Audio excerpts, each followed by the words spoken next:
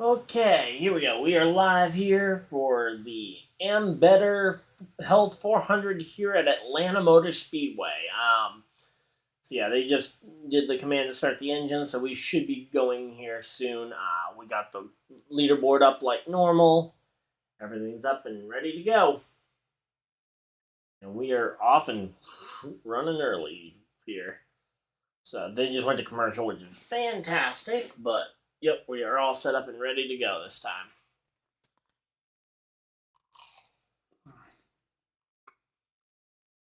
So, how's everybody doing today?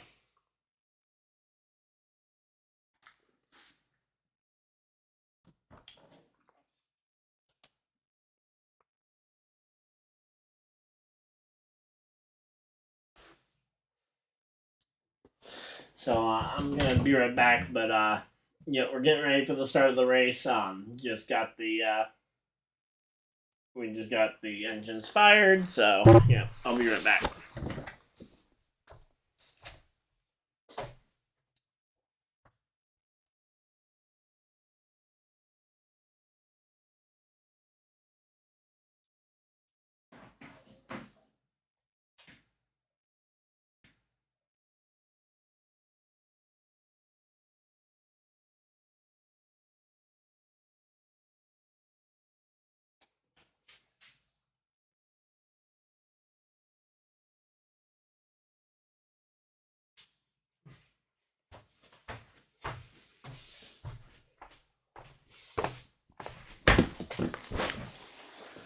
All right, I'm back. How's everybody doing here?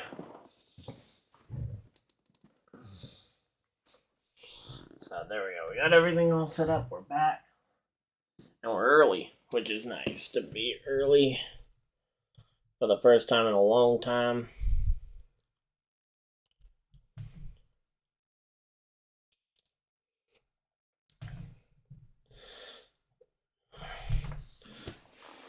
So yeah, right now we're just waiting for the race to get going here.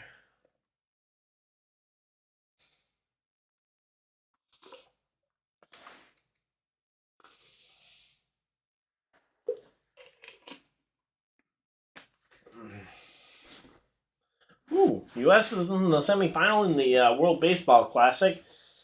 The F1 race, I did get to see the end of that. That was pretty interesting. Getting to see Max Verstappen still in the fastest lap on the final lap, even though he wasn't able to take the win.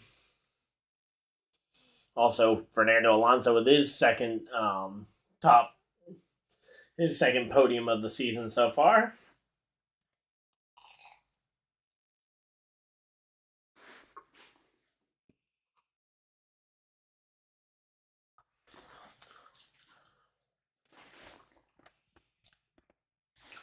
So there we go. How's everybody doing today? Trying to figure out who I want to do for my pre-race kind of pick to win the race. Because I've been hit or miss with a lot of these.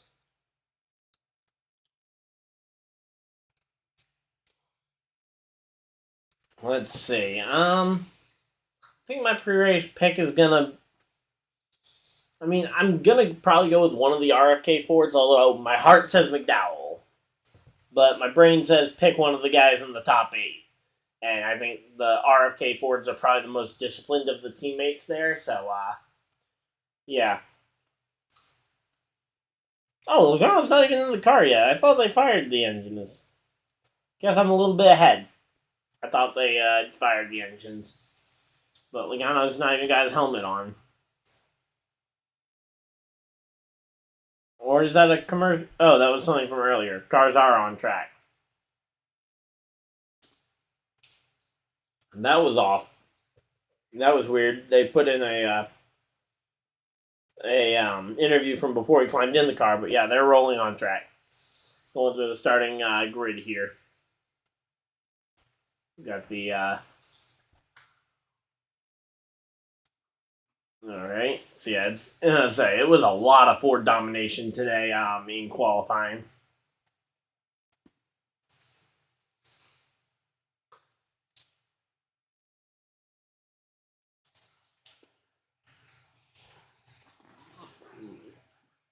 So yeah, 8 Fords leading the field to green hasn't happened since I think they said 1959 in during the qualifying broadcast the other day, which is really interesting to see this much of a dominance from one manufacturer like this.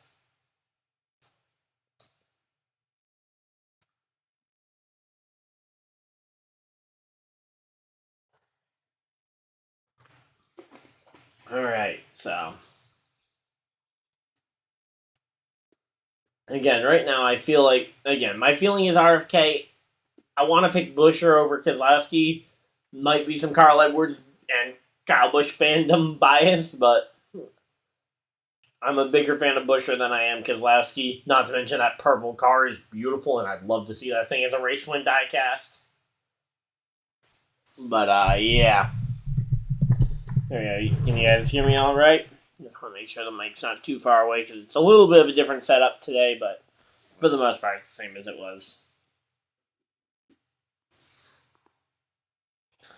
But yeah, it is basically just kind of a waiting game for these drivers. It's going to be about track position. From what we saw the last couple of races, because I did manage to get to see the qualifying or not. I got to listen to qualifying. And I got to see both races yesterday, which was absolute mayhem and a tad bit embarrassing for the sport, honestly, to see that Xfinity race go the way it did. But yeah, it was hard to pass, especially hard to pass when you weren't wrecking yourself. So here we go.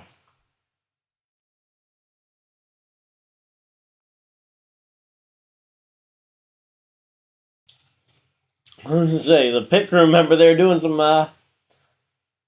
sort of stretch to warm up. Kind of looked like a jumping jack, except for his arms were out in front of him instead of up over clapping over his head.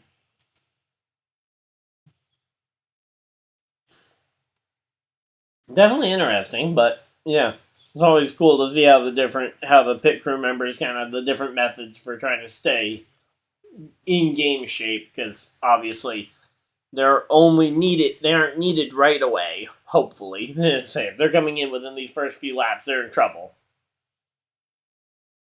What's the okay? So it's 60 laps for the first stage. I think the fuel window is like trying to think of what the fuel window normally is at the mile and a half because I haven't seen them put it up on screen yet. So,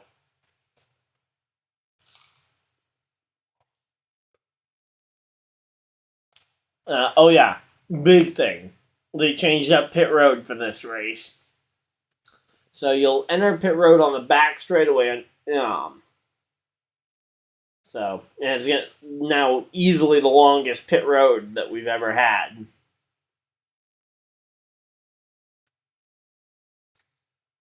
It's very similar to say Martinsville, where you have to enter at the end of the back straightaway, and then you'll go all the way around the curve on the apron. Except for there's no wall protecting you from oncoming or from the fast car. So yeah, so the difference in distance is about 2,000 feet difference. So that's a massive change in pit road distance there, and the time at pit road speed. I wish that they kept it that you have to be committed by then, but you can maintain maybe a higher pit speed, like maybe make it 75 around there, so they're not absolutely flying, but.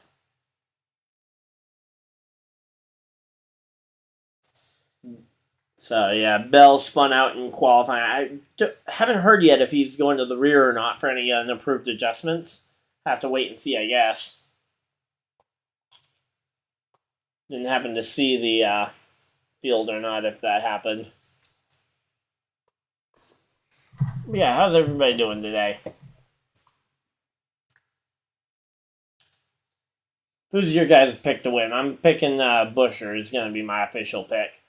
Even though my heart says McDowell, I say my brain says one of the RFK cars. I'm taking Buescher. Who's your guys' pick to win, though?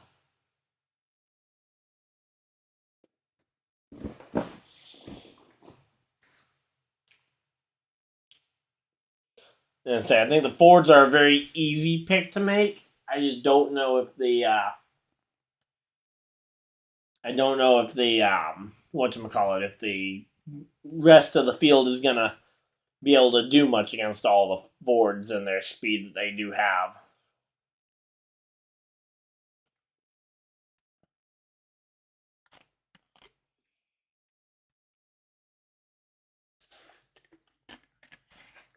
Alright, my dad's got Byron.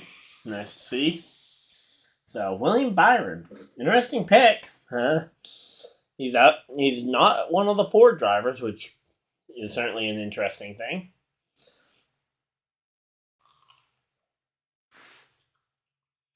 There we go, Harvick.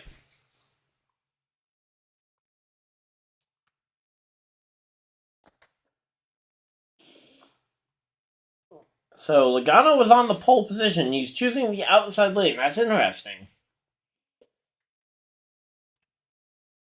I'm gonna have to wait and see what they end up doing in terms of the actual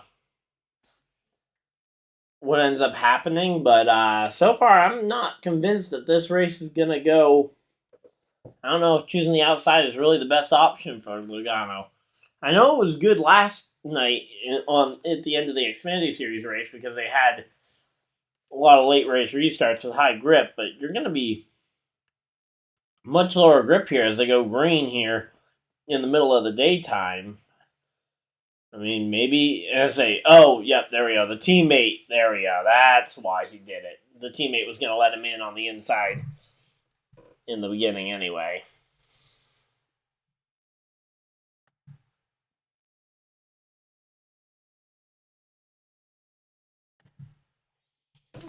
So there we go. Oh, Blaney trying to put a big block there on one of the Fords. But yep, we got three teammates together at the front of the field. Yeah, Blaney, Cindric, and then obviously Joey Logano, race leader. So definitely an interesting one to see. Let me pull up a copy of the leaderboard on my main screen here.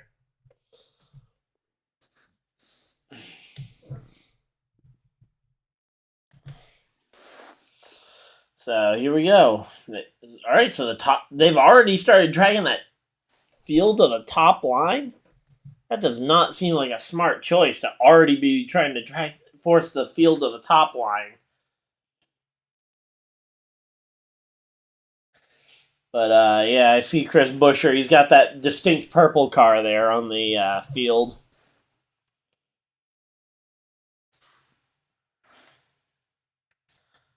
But yeah. I say Larson, kind of the top Chevy, he's going to be trying to make it work, but there's a lot of Ford power all around him, and it's going to be hard to keep up.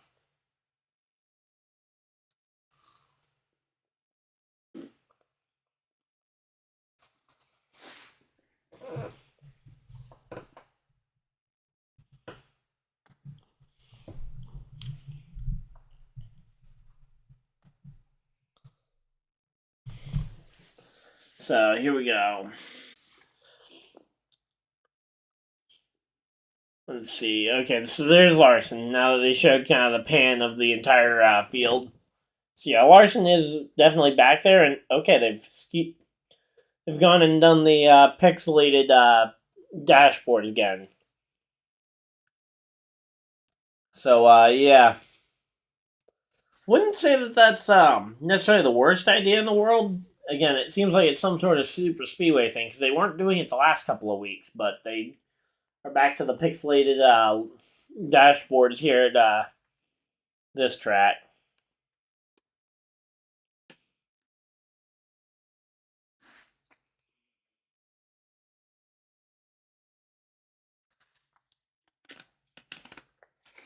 So Harvick going around on the bottom, he's trying to keep it competitive, and this is kind of the big thing we saw in the Xfinity race last night, is that once you get a bunch of cars lined up, you can maybe put up a fight like what Parker Kligerman tried to do last night, but it's going to be very hard to actually maintain, and certainly if there's no gap, you can't get in the line to kind of save your spot.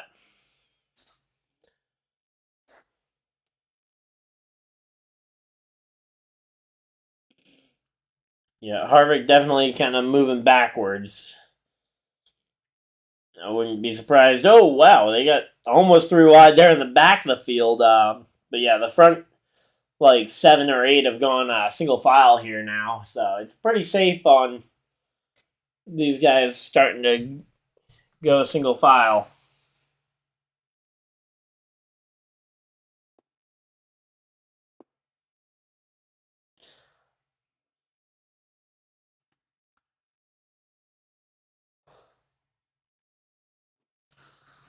I don't know. I'm not a fan of no practice. I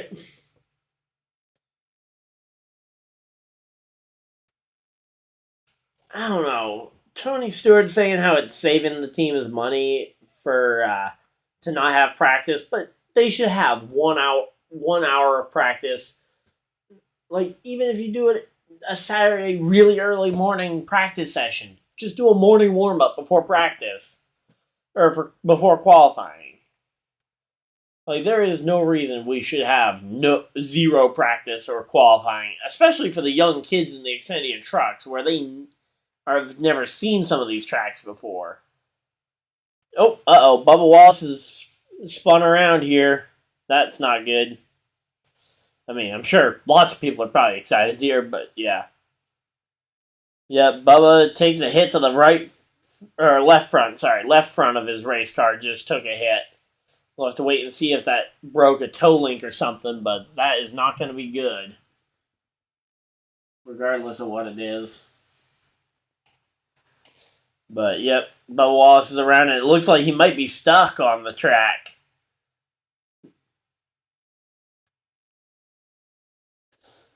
Yeah, I don't know what it was, but yeah, he's beached. I guess he popped a tire or something, but yeah, at the very least, I don't know what caused the spin, but after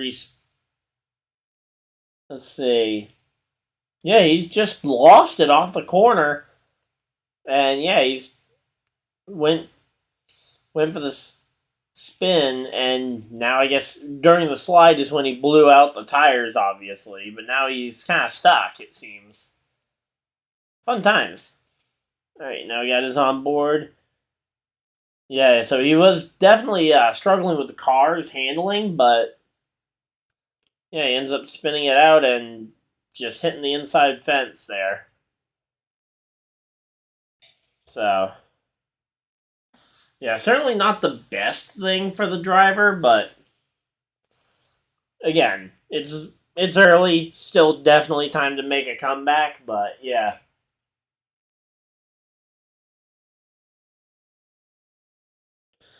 So Josh Berry was right behind it. Hopefully, as I say, nobody else ended up getting collected, which is nice. That's kind of the biggest fear in a wreck like that is that they're going to end up collecting everybody else too.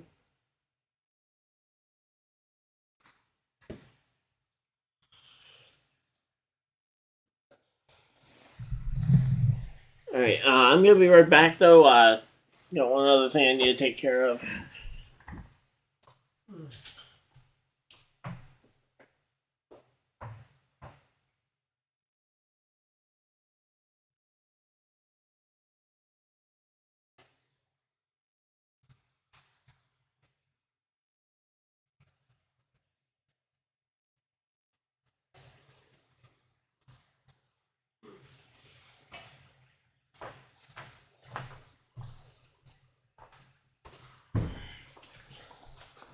All right, I'm back. There we go.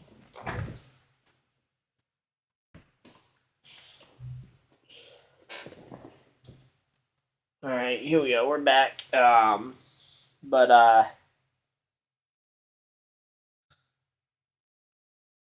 not sure what ended up happening there. We're gonna have to wait and see, obviously, on what ends up happening with Bubba's car. Let's do a quick run through the leaderboard. So you got Logano, Cindric, Blaney, Keselowski, Almirola. 5 Fords still occupying the top 5. Larson and Hamlin kind of the top 2 out of the other manufacturers. Buescher and McDowell kind of slid back there a bit. And yeah, so just kind of looking back through the field. Ty Gibbs hadn't really made much ground. Christopher Bell, I think, did end up having to start at the rear because he is back in 31st, so I'm guessing he dropped to the rear for unapproved adjustments. So yeah, it was not a lot of ground made up by the guys who started at the rear, which is not necessarily the best thing, but yeah, I hope Bubba comes back into this race because it'd be sad to see him already out the race with this early on because we still have plenty of time to go. But yeah, of course we'll have to wait and see. All right. Apparently, according to Bubba's crew chief, according to what he said, it's not that bad. So maybe he'll continue. We'll see. Let's see what we got for.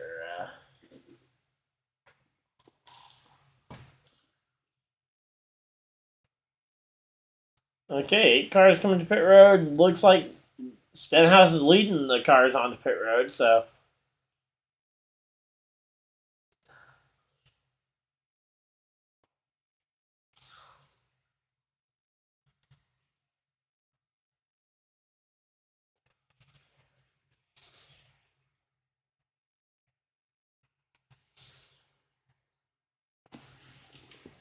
Alright, so here we go.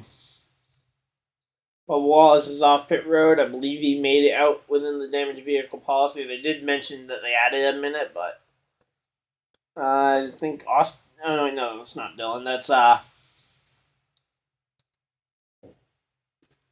Truex there pitting.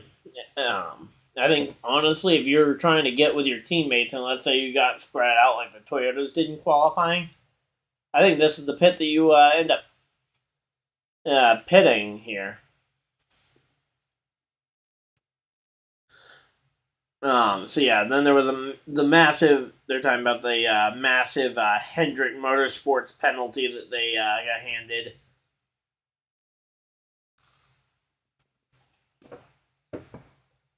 So yeah. So each of the 3 Hendrick drivers that are full time. So basically all the drivers except for obviously Josh Berry / Chase Elliott, they all lost 100 driver points, and all 4 cars lost 100 owner points. So it's going to be interesting to see how the points play out. See if that ends up impacting any of them. Obviously, I'm expecting a good chance that all 3 end up winning races. We'll have to wait and see. Obviously, how Elliott recovers and how his recovery is going, but. We'll have to wait and see, obviously.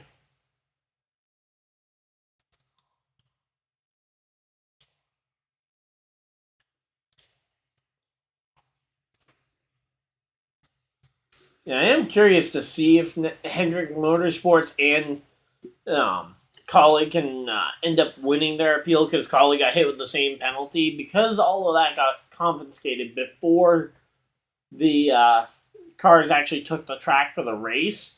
That will be interesting to see if that ends up impacting any decisions there.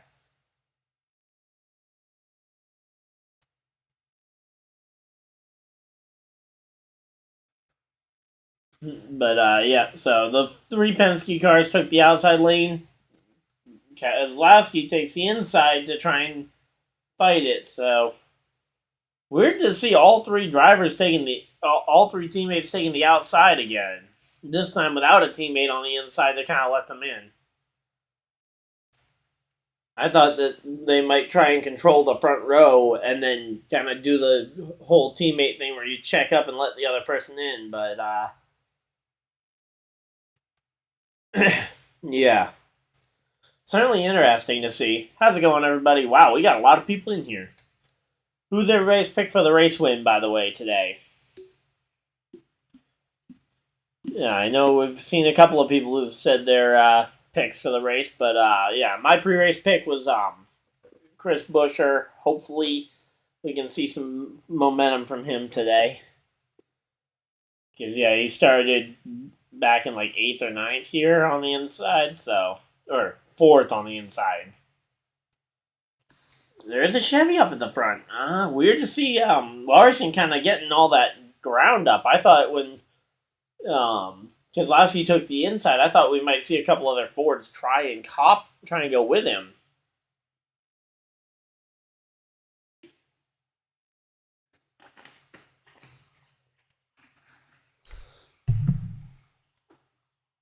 So here we go. Let's see here.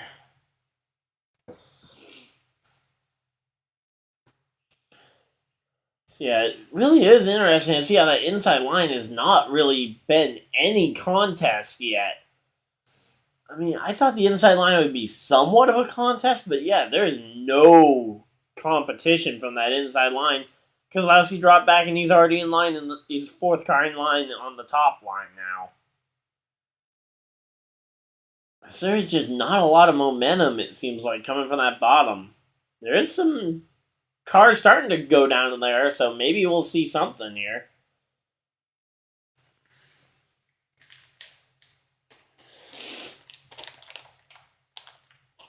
So John Hunter Nemechek is on standby as the relief driver if Reddick ends up not feeling well and ends up needing to bow out.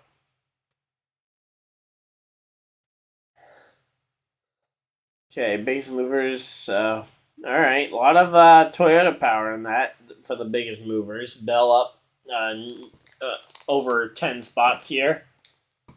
But yeah, certainly interesting so far. Corey LaJoie making some moves here. He's had a good string of top 15 finishes here. Or not here. He was really fast here in the spring, but yeah. Bell is, or Buescher, I mean, is to 10th. Let's see. McDowell is 12th. Okay. Just kind of keeping an eye. Christopher Bell's up to 23rd now, so that's some ground being gained there. Ty Gibbs in the 54. He's up to 25. But yeah, for right now though, definitely seems like it's a it's a track position heavy race, and we kind of knew it was going to be. But yeah, that inside line, it's making some runs, but again, you're gonna need a lot of momentum to end up passing the Penske cars.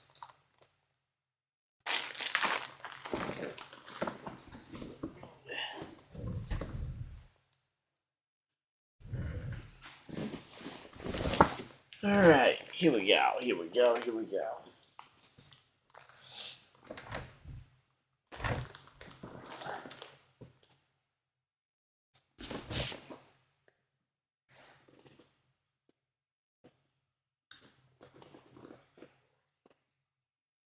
So, yeah, right now. Oh, we actually have some movement here in the top bit. We got 3 wide here with Blaney, Larson, and Hamlin. We're just 3 wide. And now Hamlin's making some ground. We're seeing some fight from that bottom line. I was concerned when we hadn't seen some ground being made up yet, but they're starting to get there.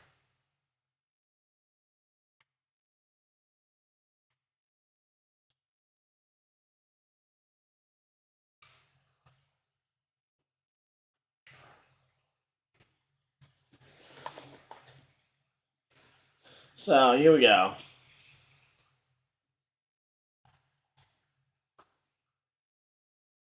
Hamlin all the way up to 2nd. Hamlin is making some ground here. Cindric battling back, though. He gets 2nd place back on the outside there. but we are seeing some fight that we hadn't seen yet from cars other than the Fords. So we're about 20 we're a little over 20 laps in, about 25 in. But we are starting to see some fight from the other manufacturers on the bottom line. And we're at commercial break. Yay! Just kind of bad timing. Hopefully we get some replays of what we're going to miss, because I'm sure we're going to miss something here in this split.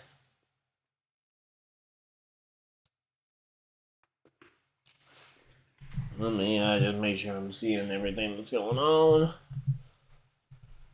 Alright.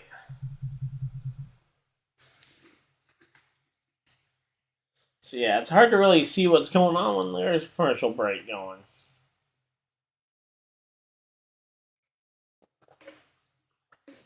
McDowell up. Yeah, McDowell's back up to 10th place. I guess he found a good spot in line.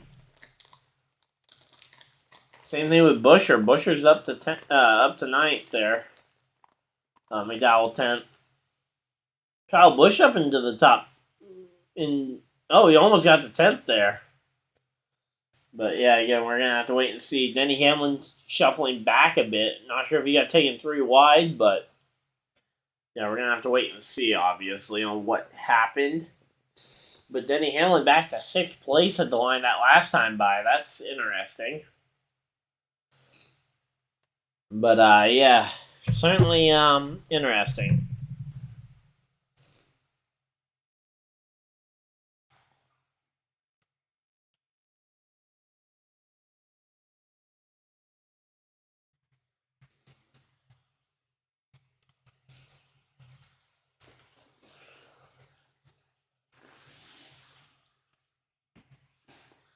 So yeah, I say the commercials definitely hurt. I would say hurt the impact of the race, but again, it's how we pay for race, how they pay for racing. I mean, these are multi-billion-dollar contracts, but I just wish that they would show more replays when we come back from commercial break, because there's a lot of them.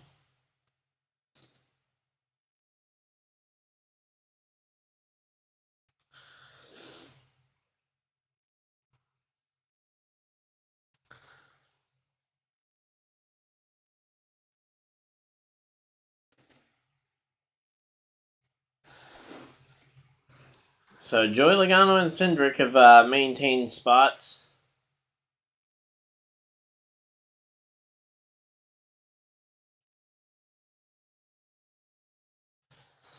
Certainly an interesting set. This has been a weird track to watch the last year or so, just because of how different it races compared to anything else.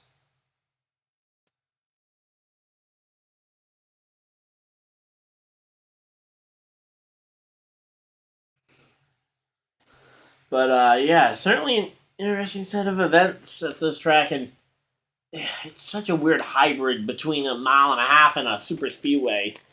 I don't even know what it wants to be or what they want it to be, which is the real hard part. Do they want a super speedway? Do they want a mile and a half style? Do they want a weird hybrid? Because if they want a weird hybrid, they're getting it.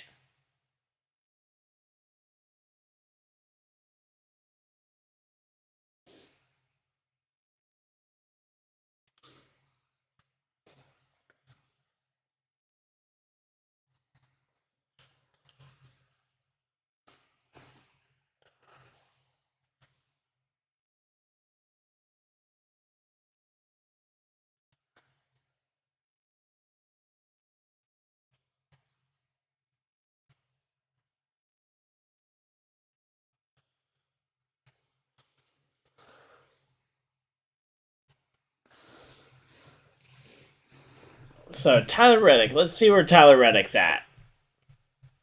Reddick is 23rd. He's the worst Toyota not named Bubba Wallace, because Bubba had that spin earlier.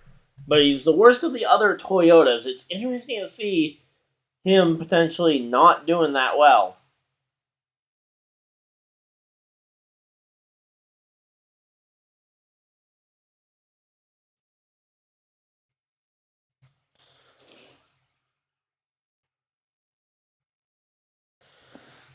But yeah, here we go. Put that back over there, and yep. I kind of wish I had something that could prop my phone up higher.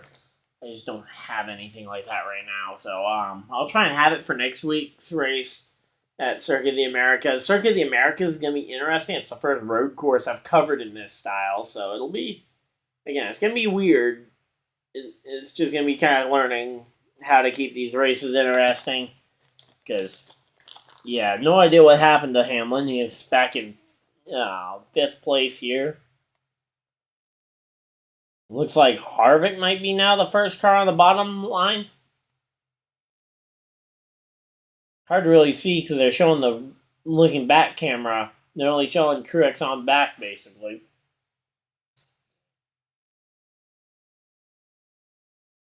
Yeah, we're seeing a lot of pulling down to the bottom here out of some silver car out behind out behind Truex.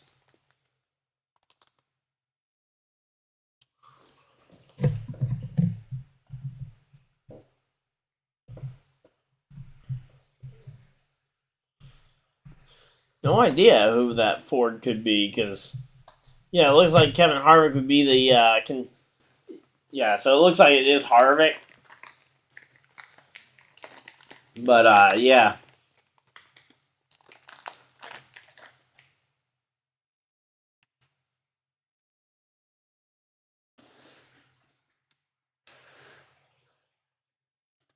Definitely an interesting one to see. Kyle Busch making his way up the field. Buescher back up to 7th. Nice to see. But yeah, they're just the bottom line once again just kind of evaporated, disappeared, and is no longer really in play. And now we go to a commercial. This is a good point to go to a commercial. Don't be a side by side good. We're not. Didn't want a side by side here. So, yep, we're back to commercial break, but at least, again, we're not missing much. There's not side by side or 3 wide near the lead right now.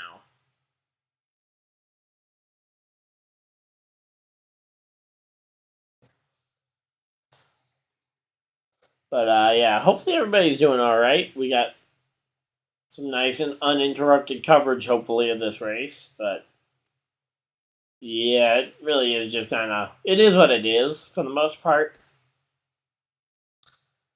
But yeah, I kind of wish that they had more variety in the commercials as well to see because some of these commercials I've seen like 100 times at this point.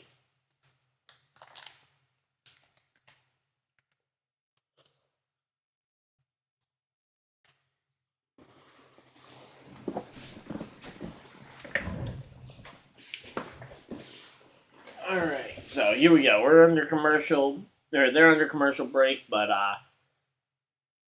man, this top 10 is or the top 5 at least has been really dominated by, in particular, the Fords, who are just kind of, in particular, those Penske Fords who have controlled the front of the field thus far. Now, we did see the Penske Porsches last night in the 12 Hours of Sebring got together late in the race. The two of them and ended up colliding with each other for the lead on the final lap. Ended up handing the win to, I think, BMW got the win there. So, yeah. Hopefully, a better finish here in store for the captain than a triple wipeout, because that's about the only way you get much worse would be if 3 cars all fighting for the lead all wipe each other out coming to the end. But considering how they did, the biggest thing I see here is that the problem is looking back to that 2022 Daytona 500 when Cindric kind of moved Blaney to make sure that he wouldn't catch him. Is that clearly these teammates have moved each other before, so hopefully they wait to pay each other back till it is the race win on the line, but obviously we'll have to wait and see on that one.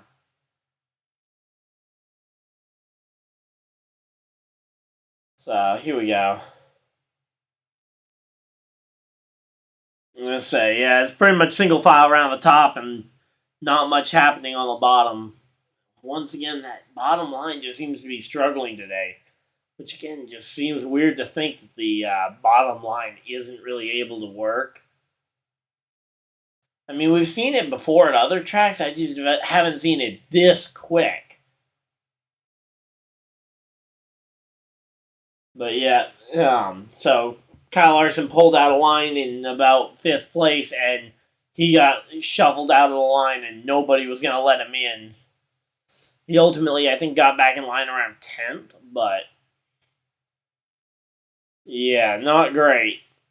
Not a great spot to get let out to dry. Yeah, you need to work with some teammates to try and actually make a move happen here at this point.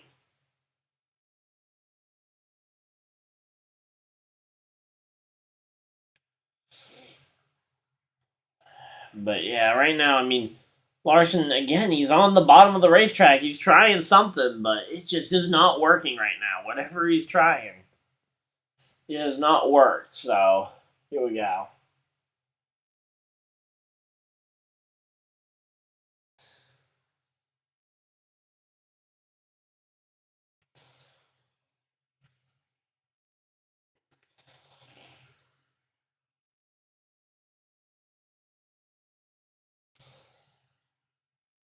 So, here we go. Let's see what we got for cars on track here.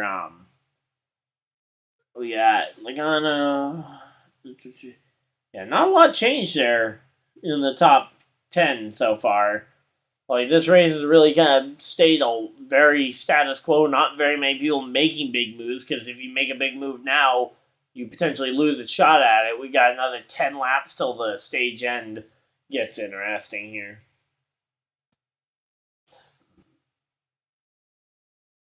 It is curious to see how this ends up working, though, when we do. Because we're going to see in about 5 to 10, we're going to see in about 5 to 7 laps, I would say, is when we're going to see people starting to pull out a line and start making moves here for the win in the stage. Now, we don't know how aggressive they're going to get. All we know is that they're going to get aggressive. But yeah, right now they're explaining drafting, where which is basically the key component to this style of racing. But yeah, certainly interesting today. See how this is gonna go. Let's say, quick reminder that if you guys are enjoying the content so far, leave a like on the stream so that other people know that this is some good stuff we got going on here. We got, let's say, oh, and they're going to a side-by-side commercial. Interesting. I'm glad. Hey, you know what? I'm glad to see we're going to a side-by-side break when we're within 10 laps of the stage finish. Good choice, Fox. Still hasn't been a single lead change this race. Logano's led all 50 laps from the pole position so far. But yeah, so they're back to side-by-side commercial. But yeah, again, by the time this commercial ends is when we should be seeing some people starting to make moves for the race lead. But we're going to have to wait and see, obviously.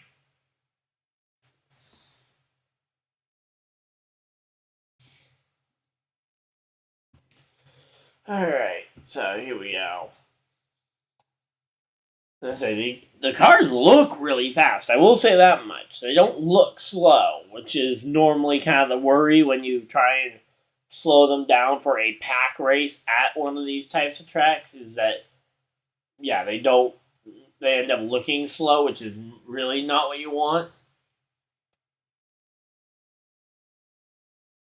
At the stage break, I'm going to see if I can makeshift something at least for today. That way I can not be looking down as much. But I can't promise it'll be a better option, but I'll give it a try.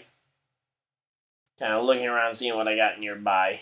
I don't have the ability to go to commercial break either myself, so yeah, we're stuck with what we got. But here we go. We got 7 laps to go now.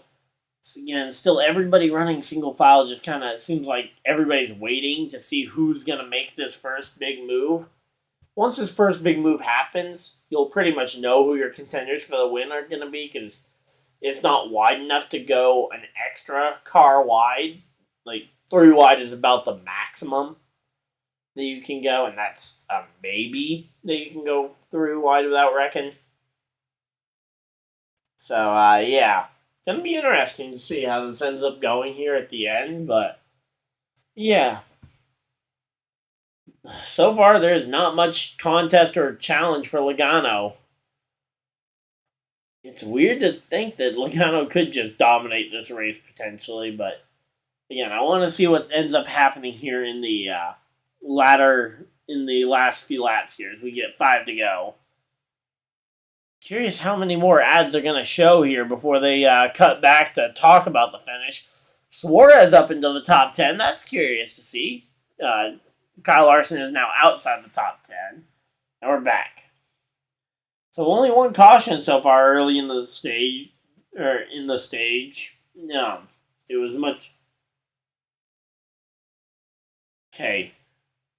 Mike Joy, please stop referring to them as keyboard warriors. I get it. You called them out. It was funny the first time. Now it's just starting to get a little annoying, and you might provoke them. I do like the progress bar that they are showing, but don't like him calling people keyboard warriors because it's only going to empower them to keep going with whatever they've been doing. But yeah, so one yellow, the only yellow being for the spin for Bubba Wallace. But here we go, showing the point standings right now.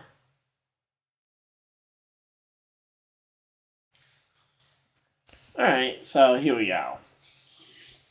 Yep, points. Here we go. 2 laps to go on the stage, and we're finally talking about it. So here we go. Let's see who's gonna make this first big move to the bottom. Oh, there we go. We got a big group to the bottom, led by Bowman and Byron here, and Almirola now goes to the bottom. Almirola to the bottom. Suarez goes down there. Bell goes down there. So, Almirola pulls back up into the outside lane. So, yeah, right now, definitely looks like Bell is going to try and lead this charge. Oh, here goes Kyle Busch down to the bottom, in behind Bell. Weird to see Kyle Busch pulling down in behind Bell. Oh. Blaney goes and gets taken 3 wide, or not 3 wide, but goes 2 wide with Keselowski to the bottom. But yeah, Logano, no challenge, no contest, no run was able to come from behind thanks to Blaney. So Blaney sacrificed a point to make sure there was no challenge from the inside lane. He went down there, ended up stopping any challenge for Logano, and Logano leads the first 60 laps uncontested into the race win. So here we go.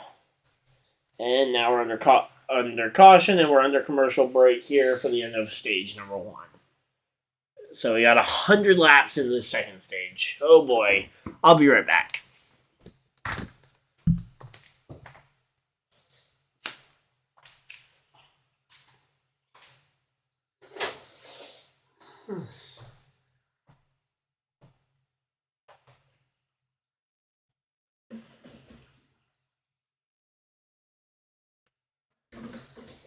That's not tall enough.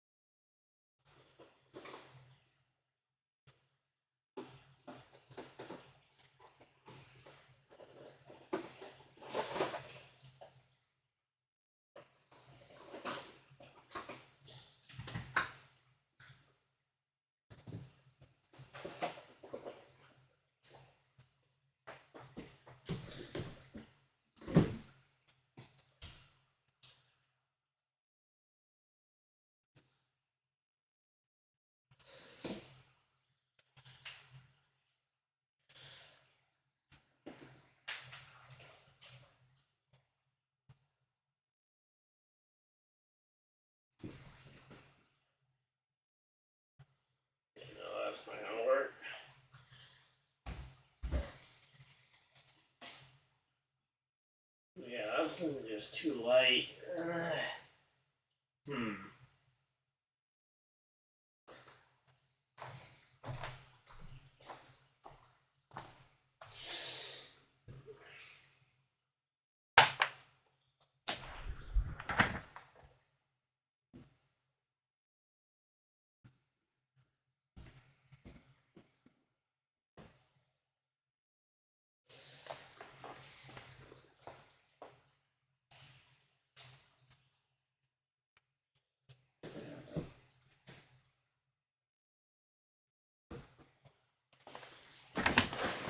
There we go. That's better. So there we go. I got myself in a position where I can actually look at the camera and the race at the same time. And let me see if I can still get my phone plugged in. That way it doesn't die. So, second caution here for the end of the stage. Let's just get that plugged in. Wants to pull it, so I won't be able to have my phone plugged in, but let's see, should have plenty of charge. But yeah, so we got 100 laps here in this second stage. So a lot of time, remind you that this is the last stage to change your fantasy lineup for the NASCAR Live fantasy game. But here we go. Whew.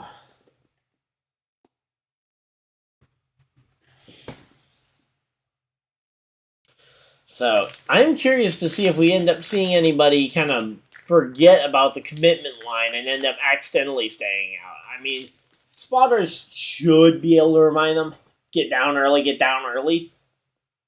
But I have a feeling that somebody at some point in this race is going to make that mistake.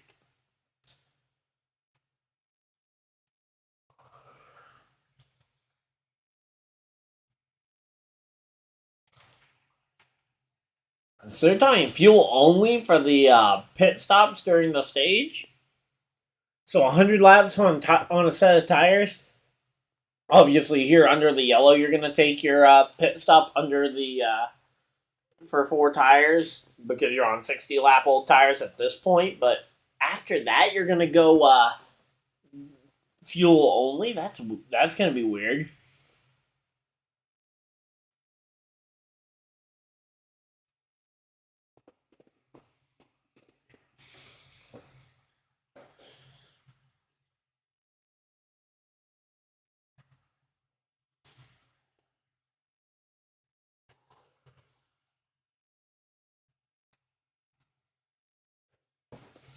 So here we go. Top 10 so far this season on pit stops. We've seen Harvick, Larson, Byron, Hamlin. Oh man, sorry about that. But yeah, here we go. Man, it's a long drive around on that new pit road there. Again, it just feels weird not having a wall between where they commit to pit road and the actual pit entrance. No wall, no grass, kind of forcing them to stay down there. But here we go. Man.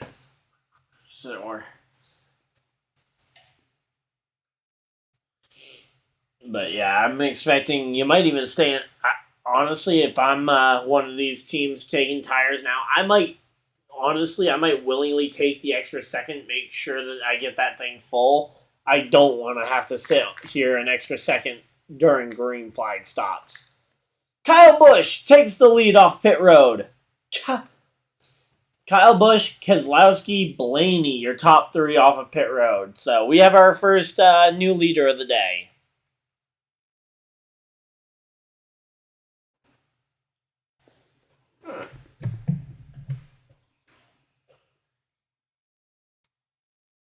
Wait a minute.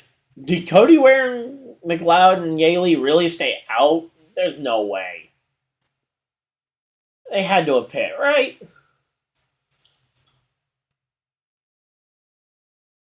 I'm waiting to see if my leaderboard's going to update, but as of right now, it looks like Cody Ware, McLeod, now maybe they elect to pit the second time around, which would mean that Cody Ware would get a lap led here.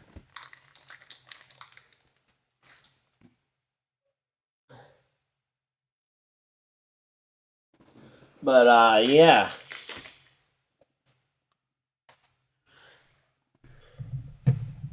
There we go. Glad we managed to get something that at least will work to hold the phone up. That way I can actually watch the race and talk to you guys and not be looking down the whole time.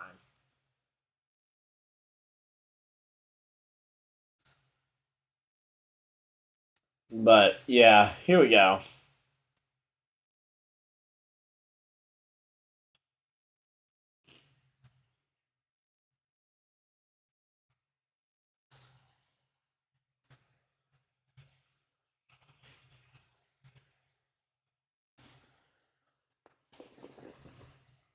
Curious to see what is going to happen here as we get this restart. There we go. Yep. So those three did cycle. So Kyle Busch is your race leader. Keselowski, Blaney, Cindric, Logano back to fifth. That's going to be a lot of traffic for Logano. Kyle Busch has to take the outside lane here. We've seen nothing from the inside lane, and it'll really question the Fords. Now, I think those four Fords, I think they go opposite of whatever Kyle does. I think you do the opposite if you're the Ford camp. As much as I'm not a big fan of the of trying that, but the problem is then you put potentially two Toyotas right behind Kyle Busch. Now, granted, he's not a Toyota anymore. I don't think a lot of bridges were burned, at least not between the drivers themselves. Between MTJ and why is McLeod still showing in the top 10? There we go. He's now gone. But yes, you could have, if those four Fords do go to the bottom, you have three Toyotas lining up behind Kyle Busch, and on the outside lane, you're not going to have room to try and take him three wide out there. So, the Toyotas won't really have much option but to work with him. Then you've got Buescher, who will probably take inside lane. Then Suarez, I guess, takes outside lane if it's shorter. That's my option. That would be my guess, but I don't know for sure. We'll have to wait and see, obviously, for what everybody ends up doing, but my guess is that it'll be Kyle Busch to the top. I think the four Fords do go to the bottom to try and do it.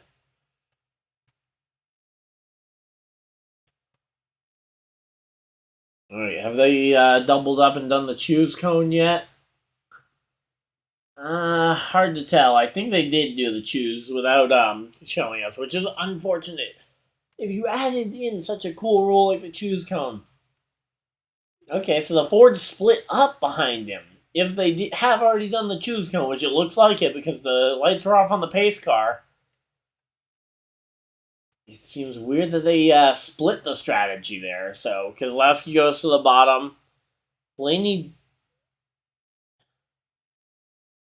So yeah, everybody they did split up. I thought the Fords would all try and kind of group attack the 18, or I said the 18, the number 8 car there for Kyle Busch, but we'll have to wait and see. But yeah, not much to happen there. So you got the 2v2 here on the restart. You got, looks like Blaney and Kyle Busch on the outside, and you've got Logano and Keselowski on the bottom. Oh, there we go. Logano found a big gap. And yep, there we go. Keselowski gets into line as well. And everybody's now in the top line. Yay. Boring. The entire top, they have all gone up into the top line. They've gotten single file, and now they're going to run around here for a while. Not actually. I'm sure there's going to be some attempt made. In particular, it looks like, I think that's Truex and Buescher on the bottom line trying to make something happen. Also, Suarez.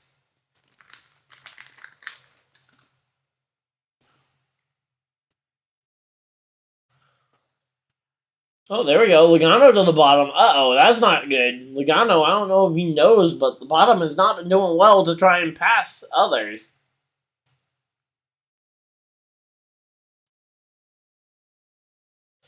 Oh, Ryan Blaney makes a power move to the lead. What? How'd that happen? I might need a replay. Hopefully they will show one, but yeah, Blaney got around Kyle Busch now, and Kyle Busch is now trailing. Logano up to the second on the inside lane. Wow, that inside lane is doing a lot better. Maybe it is just the Fords being really fast, but you got two Fords on that bottom lane, and suddenly it's actually able to do something. But yeah, right now we're having a pretty interesting race, honestly, going on here. Again, I will address my bias. I want to see Kyle Busch win this thing, but with where it is, I am curious to see how, because these Fords are showing a lot of pace. Oh, Kyle Busch to the bottom! Kyle Busch takes the lead on the bottom! There we go. Kyle Busch with a power move. He's back side by side for the race lead. He's got Logano helping him in that bottom lane. You got Keselowski and Blaney on the top side. But yeah, man. Whew. There we go. Showing the fan cam on... why are we side by side with the fan cam when we have the actual side by side for the lead? Why did we go split screen first fan cam on the first ever side by side for the lead basically all day? Great job, Fox. Absolutely fantastic. But man, this is a really good battle. Just kind of side by side dueling lines almost. Kyle, not enough room there to move in behind Blaney, but I think right now that line is organized on the bottom. They can make something happen. I think the bottom can prevail here. All they need is a slight gap for... all they need is a slight gap in concentration for Blaney to get this one.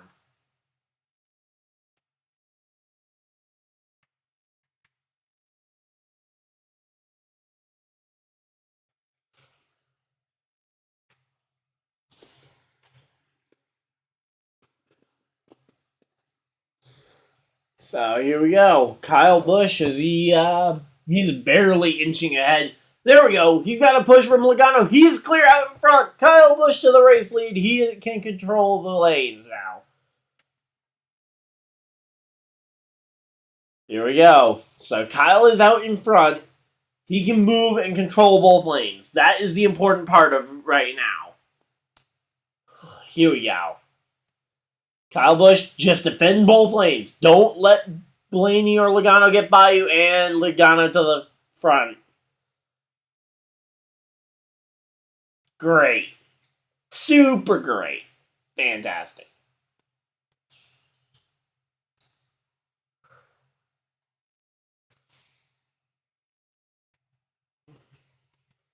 Oh, Kyle Busch actually got the lead by the line. What? Nice. Good job, Kyle, getting that lead at the line. But yeah, and there we go. Logano gets back out in front, and he can now protect both lines. Oh, and Larson trying to go 3 wide in the middle of the pack. Reddick also ends up 3 wide with McDowell in there as well. Didn't see who the third car in the middle was. But here we go. Joey back out front. Kyle Busch to second. Honestly, as long as Kyle can stay in these top 5, I feel okay about his chance of winning this thing coming down to the end.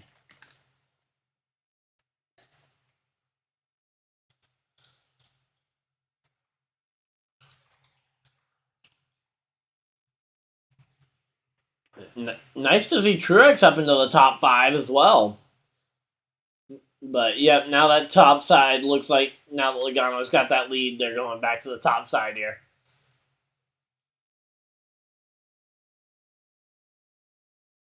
So, there we go. Another commercial break here, but it's all right. I don't mind the commercial break here, because, again, they got single file, and we got the battle out the way.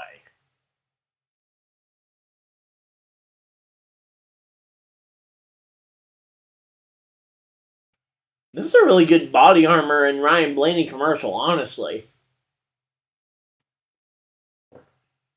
That is a very good body armor commercial. I know you guys couldn't see it, but man, I love it when NASCAR promotion and activation goes well. And that was done beautifully.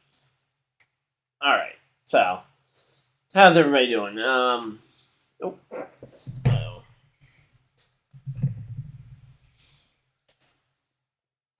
But yeah. Let me just quickly refresh my page. But yeah, what's everybody's favorite part of the race so far? I mean, there hasn't been much, I know, but which is kind of the unfortunate part about a race like this, because you really are just kind of waiting for something to happen a lot of the time. You're just kind of waiting to see where is the big move going to come from, what is going to be the big move of the race. Like what we saw there with Kyle Busch being able to take the lead there and then Logano getting back by him. I am glad we've seen more far than the first. Because the first stage kind of looked way too hard to pass. I was almost confused. I almost thought that there was an actual problem with like the package or something, that it was just too difficult to pass. But no, now that we've seen a little bit more racing and they're kind of getting more used to it, yeah, they definitely look back on the pace here.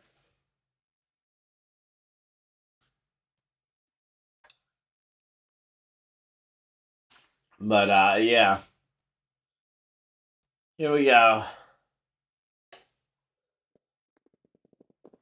We'll have to wait and see, obviously, to see what ends up happening after this commercial break. But I'm guessing it'll still be single file. MTJ drifted quite a bit back. I think he was the only car on the bottom line when we went to commercial.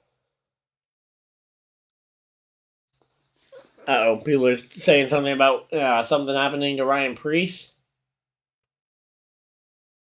Nope. Looks like we're still green. And we're still single file, so. Hey, Corey LaJoy up in the top 15. Nice to see. He could have won this thing, honestly. He was one block from Chase Elliott away from winning this race in the summer last year.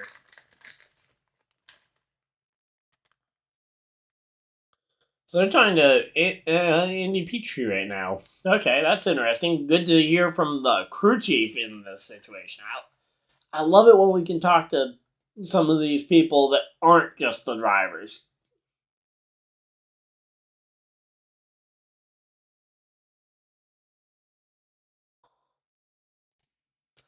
But yeah, I don't think the different.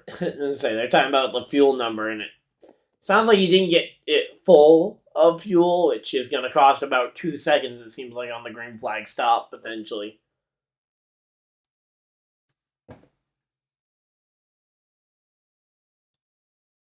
But yeah, if I were let's see, if honestly, I think they're showing the replay. Got caught off guard by the replay. I kind of wish that they would have a little sign that would show that it's a replay. But yeah, they were showing the Kyle Busch pit stop there.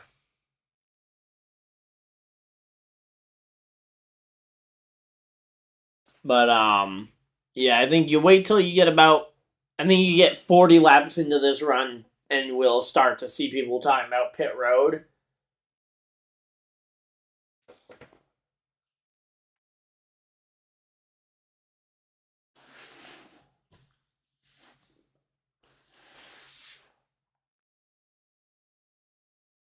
So yeah, there's definitely a long green flag run here.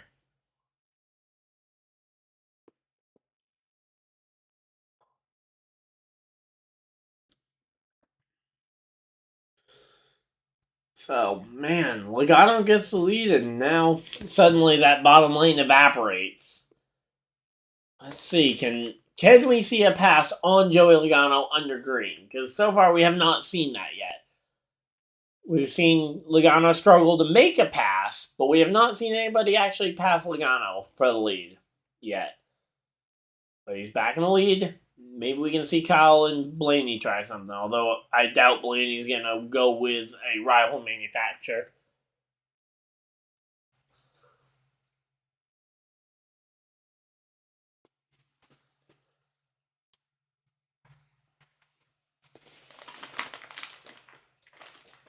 But yeah, we're gonna have to wait and see. Obviously, a yellow would also change it up.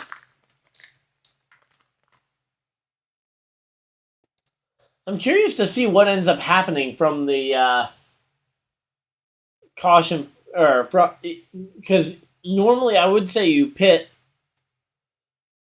I would say that you pit as soon as the window opens. But with the longer pit road, you risk going 2, maybe even 3 laps down here. And going 2 or 3 laps down is just too risky for me. I wouldn't risk it. I wouldn't be able to risk going 2 or 3 laps down, probably. It would really depend on my situation. If I'm Kyle Busch, I just plan on going in with the leader. If I'm not inside that top 5, or if I'm one of the, let's say I'm the Toyota group, I maybe look at trying to go early and put the leaders in that situation of, do you chase us, or do you let us run our strategy and maybe we win? Or maybe a caution kills us. Especially where there's only a few of the Toyotas. You can make that work a lot better if you try that. Versus trying to do it with all the Chevys or all the Fords. Not to mention, again, you have kind of a cluster of them, 7th, 8th, and 9th.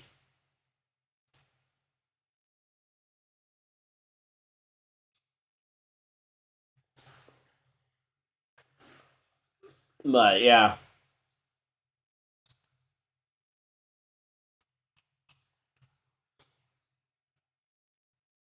Here we go. Oh, I thought that was the leaders catching lap traffic, but no, that was just they were showing a gap in the field, and then they were showing the second pack. But yeah.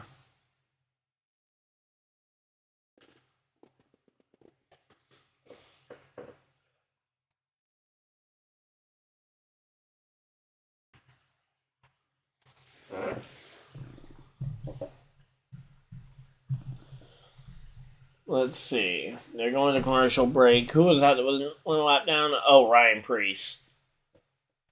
Preece has been it's been so unfortunate for Ryan Preece that he hasn't gotten better results, because I mean, and the biggest thing I would point to is that if you want to blame Preece, look no further than his teammate Chase Briscoe, who was in that car last year, or was in the 14 car last year, and lost a ton of pace from last year to this year on the speed. Like Briscoe has dropped off almost as much as Preece, and I think that just goes to show that it was more of a car problem. I think honestly Cole Custer wasn't that bad. I think when it comes to Cole Custer, like he never really got the performance, but I think now that we're seeing the race play out, hey, how's it going? But yeah, now that we're starting to see kind of this season play out with Briscoe losing some speed and Preece not being able to pull that car any further forward to the grid, I think it really is just kind of it's going to kind of hold this the SHR field back, especially when they lose Kevin Harvick this offseason.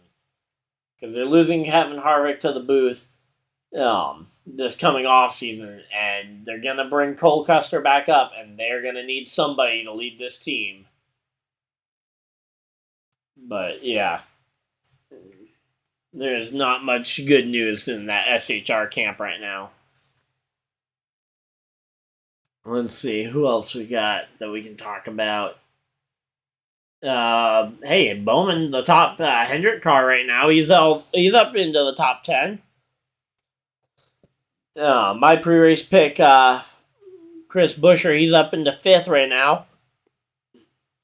Right in behind his teammate of Brad Keselowski. Curious to see if those two can maybe make something work. I think, though, if they go to make a move, I think Ryan Blaney will also take a spot, or will go down there with them, kind of making it hard to really gain anything. Oh, man, sad. Looking at the upcoming races and Bristol Dirt, for the first time, I won't be there for the dirt race. Since they made it a dirt race, I've been to the first two, but I won't be there this year. Hoping for the All-Star race maybe, but there we go. Tony Stewart will be there for the Bristol Dirt race. Hey, you know what? I am good to hear Tony Stewart on the broadcast for that. Really want to hear his opinion on the dirt, honestly. But yeah, so that's gonna be an interesting one to hear a dirt driver like Tony Stewart talk about NASCAR on the dirt. I'd like to see him maybe get some test laps in this car, but yeah, I'm curious to see. But yeah, it's just a single file line right now. We're just kind of waiting to see who's going to be that first driver to really test the limit or because we're hitting that window right now. Here's the window. We can pit. I don't necessarily know if that's the right move for the race, but the pit window is open. If somebody, again, my eyes would be over on their 7th, 8th, and 9th. I think the Toyotas. Truex, Denny, Bell, Reddick. I would have all of them. I would be talking to them on the radio. Let's try and pit here and force the leaders to either adjust their strategy or hope for a yellow. Because, yes, a yellow would absolutely sink a pit early strategy. But I think if you can get on and off pit road cleanly with where it is a much bigger field and with the new pit road rules, I think you're going to see a lot more trouble trying to get onto pit road here. But we're going to have to obviously wait and see what that'll end up producing before we can really make a call. But that would be my interesting strategy move here. Would be if I'm on the pit box of those Toyotas, I would say let's try and make this an interesting strategy call, because if you just follow the leaders at this point from 7th, it's going to be very hard to actually make it's going to be hard to make something happen from 7th without somebody blocking you. But if you pit here and can even just cycle yourself forward a little bit, but again, you need to have other cars that will do it with you. I think if all 6 Toyotas do it, I think, honestly, we could very well see it work out. I think 5 to 6 Toyotas is enough to make it work. I just don't know if they are willing to try it.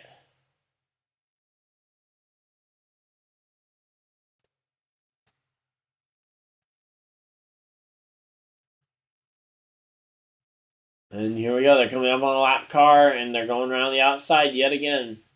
Not sure if that's Priest or who that is. Corey LaJoie again up in the top 15.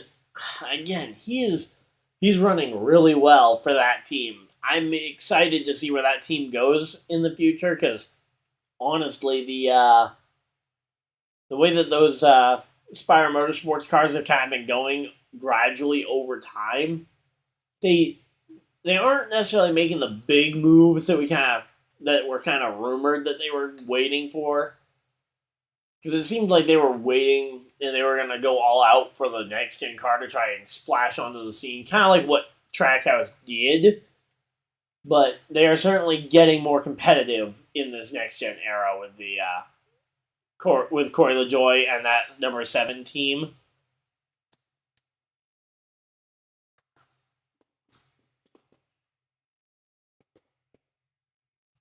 But yeah, so for right now, again, where they're running,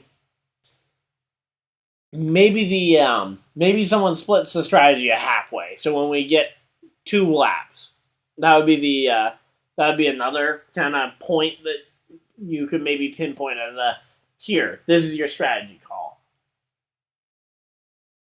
But again, I'm not sure on that, so we'll have to wait and see, obviously. But, and we're going to commercial break, so if someone does try this at halfway, we're going to miss it. Yay.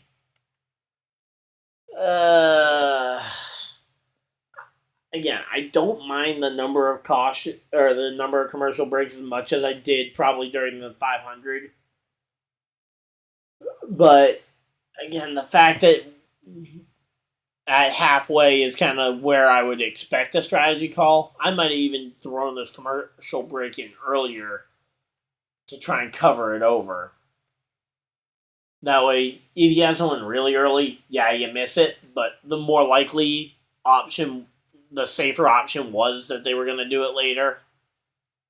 Although maybe they know something that we don't, where they're going to pit, where they think they're going to pit at lap 60 or 65, so this commercial break will end, and then we'll start seeing them come to pit road. I think it's unlikely that we see that situation, but I wouldn't say it's outside the realm of possibility. And hopefully NASCAR knows more about what the drivers are planning than I do, but they aren't going to say much on the radio because they don't want to give away their entire strategy to everybody.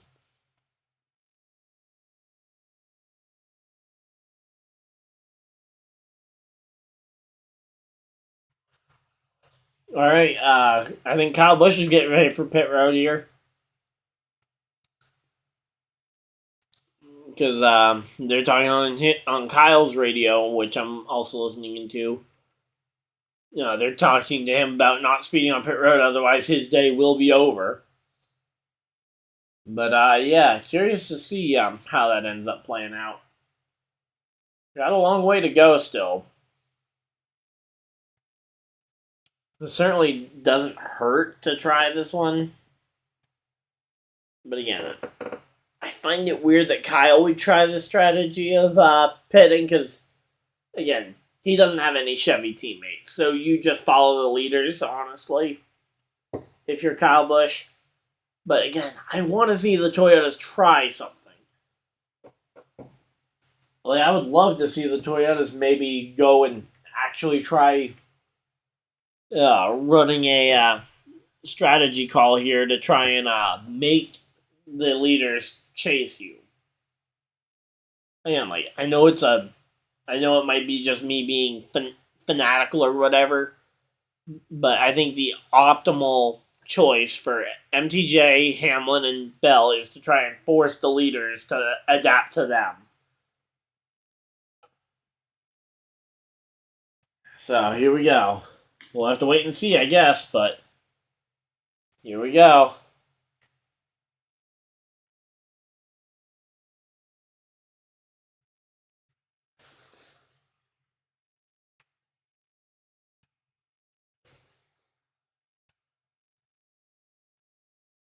So they're talking about another 15 laps for the leaders. Wow. And they're going to crank it up. Okay. Well, yeah, hopefully we didn't miss anything.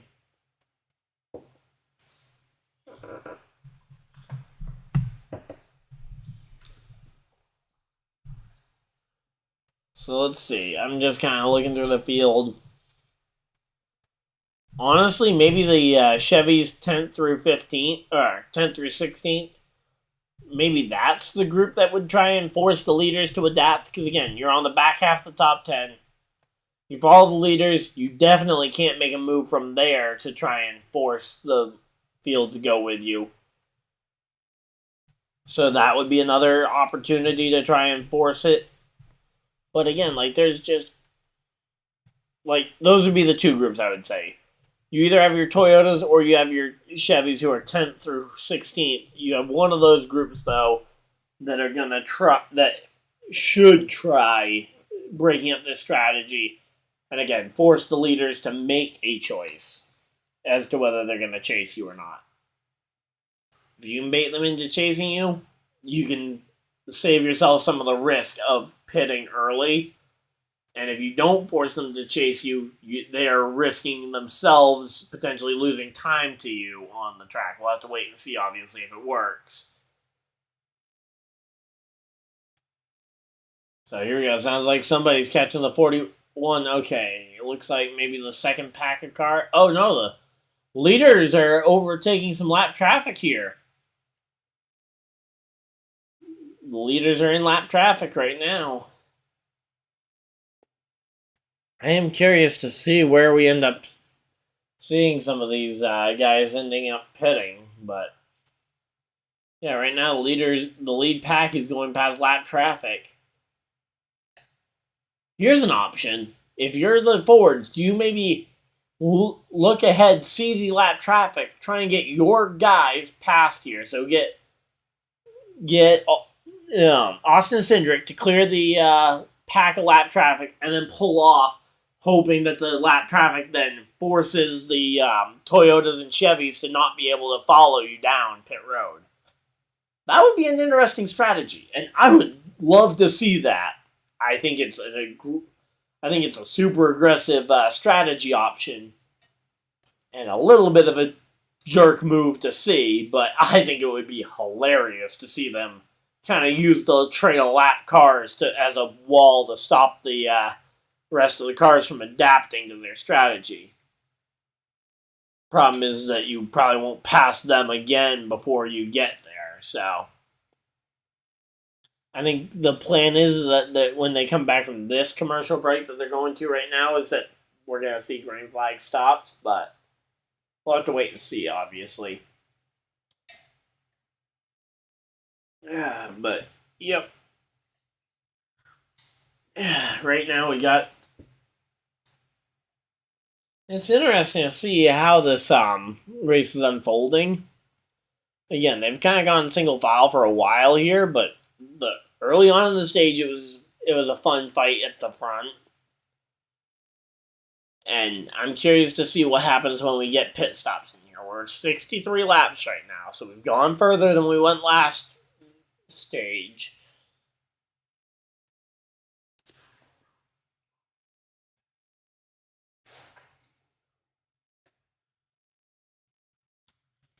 But yeah, so far we've had 5 lead changes amongst 4 different leaders, total of 2 yellows. So certainly it's an interesting race so far, but I wouldn't say it's a bad race, not at all. But yeah, here we go. Also, a reminder: we got about 40 laps to go till your Actually, you know what? I'm gonna go work on my fantasy lineup. You guys remember to change your fantasy lineups too. I'm gonna at least check mine and make sure I've got my optimal lineups in.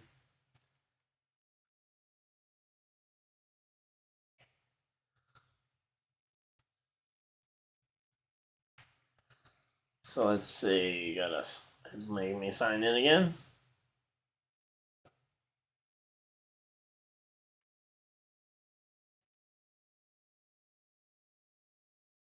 Oh, there we go. Kyle Busch. Toyotas are on pit road as well as Kyle Busch. Yeah, the race hasn't been that great outside of, again, the restart. Start stage 2 is interesting, which gives me hope as we get closer to the end of the race that there is that potential. But right now it just seems like the 22 is really fast. But yeah, I mean, it's kind of the weird thing about this race is that this track is, a lot of the drivers don't seem to kind of have an idea how this track races, because it's a weird hybrid of the super speedway style and actual like proper pack racing. Like it's a super speedway mixed with.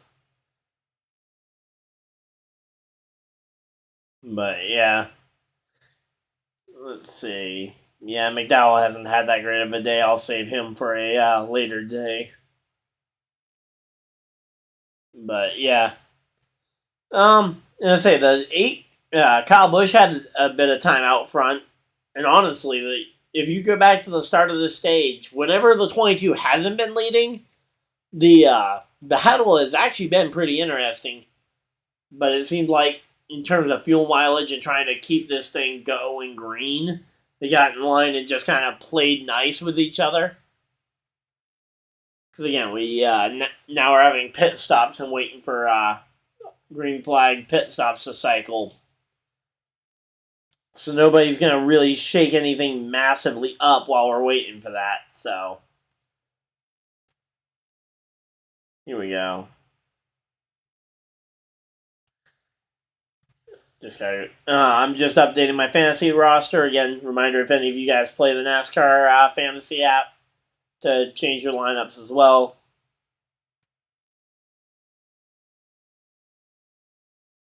But yeah, again, like this race again compared to the F1 race, which I saw the end of.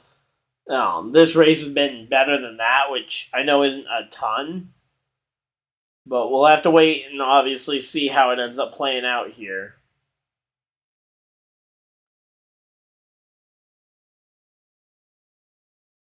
Yeah, I feel like there is going to be some wrecks here in the final stage. Again, once they're starting to sort out who the fight is going to be, like who the contenders for the actual race win are going to be. Like once they figure that out, I think that's going to be a factor.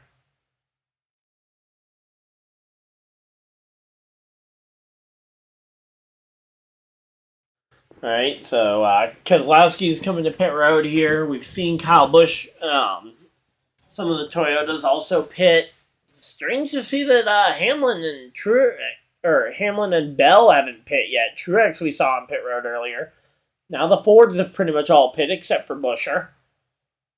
Not sure why Buescher isn't pitting, but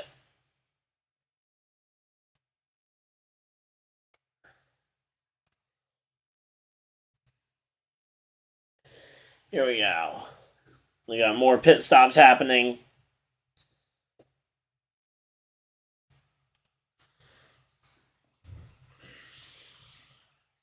I'm gonna wait till the pit stops are over to actually keep updating my rosters because I want to make sure I'm actually updating them based on where they are and not where they are in terms of strategy. Because, like for example, Logano just lost the lead because he came to pit road, but he's gonna get the lead back probably.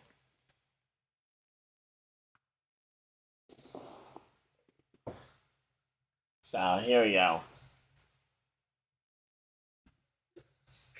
Trying to get the makeshift stand there good. But yeah, I'm curious to see what does end up happening as we get towards this final stage. Yeah, not sure why the 17 hasn't pit yet. The 11, the 20 haven't pit. The 48, the 24, the 54, the 9. So the top 10 have all yet to pit. So everybody you guys can see on the screen have yet to pit. Yeah, so that entire list has yet to pit. I'm sure there might be a couple others, but yeah, it seems like there's some of them playing the long game. I don't know why Buescher didn't go with his Ford teammates. And there's some more Ford teammates that he's not going with, because there's 3 Stewart-Haas cars, and maybe Buescher's trying to play this game that we saw him play at Kansas 2 years ago, because back in 2021 we saw him play this game with NASCAR where he tried to wait for a. Oh, there we go. Never mind. I was gonna say because back in 2021 at Kansas, he was waiting for a yellow for a tire in the grass.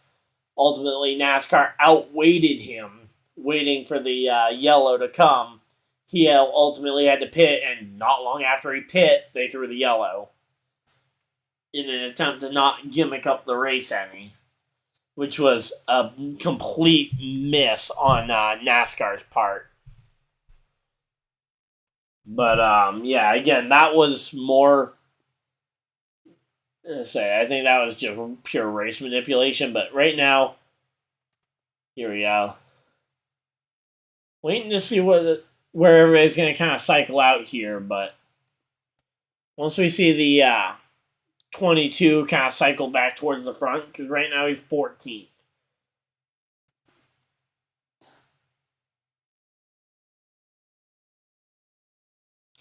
I'm curious as to why Harvick didn't pit with them all. Bell has not pit. Bell and Larson. They are the last two who have not pit.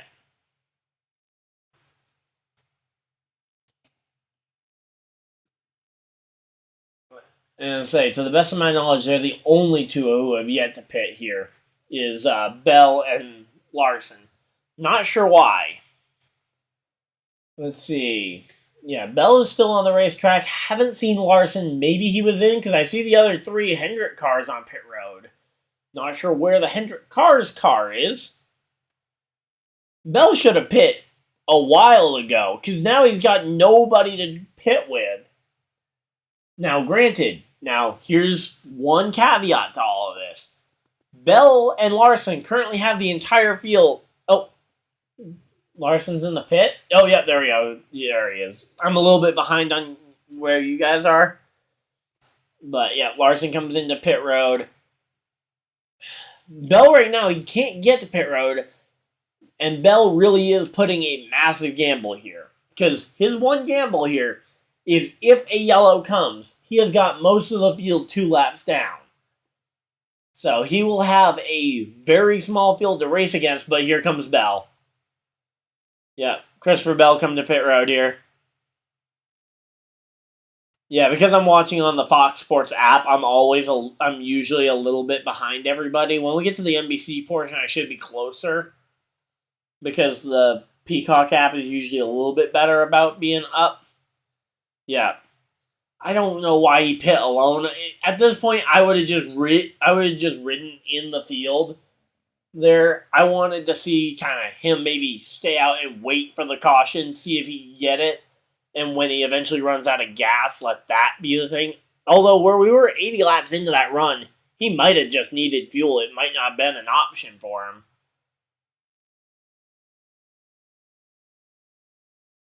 Oh, pass-through penalty? Uh-oh. Not sure who that was on a pass-through penalty. It was busy talking, but... yeah, it looks like Logano will cycle around to the race lead here. He should do it. We're going to have to wait and see kind of for the... Because the leaderboard I have only cycles at the line, but... Yeah, Joey Logano should take over the race lead here as they go around to the line.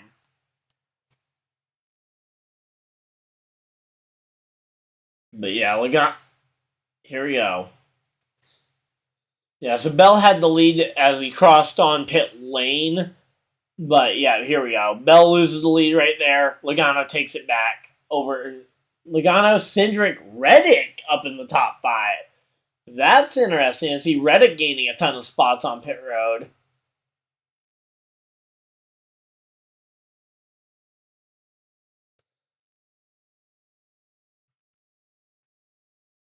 So yeah, curious to see that strategy. But right now, Reddick has made it work. That's interesting to see that Reddick actually made it work. But yeah. Now we're going to commercial. I'm going to go keep adjusting a couple other fantasy lineups I have. But yep. So Logano has cycled back to the race lead. Again, I just don't know where Reddick came from because he was way in the back. He wasn't one of those 3 Toyotas near the front that I was talking about in terms of the pit strategy. But yeah, Reddick would be a cool one to see win. Get his first win as a Toyota driver. Again, Buescher's still in the fight though. That was my pick before the race. Was that my pre-race pick was that Chris Buescher gets it. I wanted to say McDowell, but my heart said McDowell, my brain said that it's going to be an RFK car. I like Buescher better than Keselowski, although I will say I'm liking Keselowski more now that he's not a Penske guy.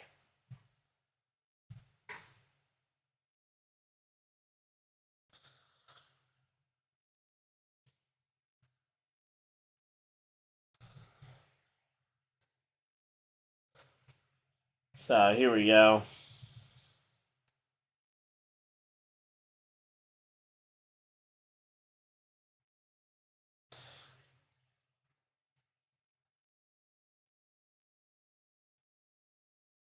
Hey, I'm up in second place in my personal fantasy league, which next season I'm definitely gonna make sure I let you guys.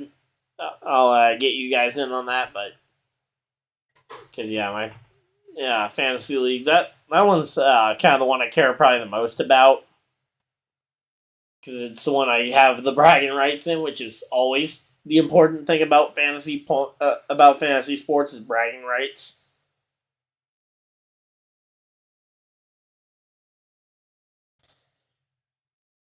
But yeah, so here we go. It's definitely I'm ready to see how this race ends up going, but so far I'm not convinced it's going to be a great finish. But we are closing in on the end of the stage, so. And we have probably the most mix right now of manufacturers. We don't really have any one manufacturer commanding the front. I mean, you have 4 Fords in the top 10. You've got 3 Chevys and 3 Toyotas. So you have literally an even split. Yeah, you didn't see Reddick up in third? Yeah, Reddick's been up in third. But, yeah. So you have a very even split of Chevys, Fords, and Toyotas. Josh Berry up in the top 10. That's going to be an interesting one if he were to manage to win. I don't. Oh, okay. So Blaney was the one with the pass-through penalty. That's going to bite.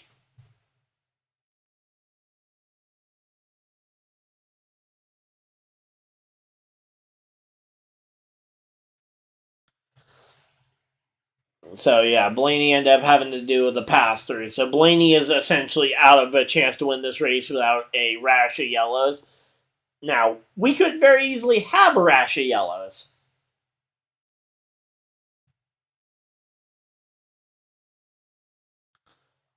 Let me make sure I got my.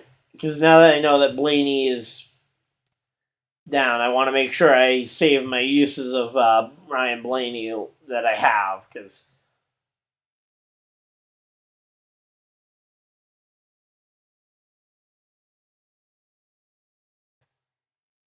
Oh, not Tyler Reddick. 3 car. That's Austin Dillon. He's gonna potentially. Might be short. That's oh.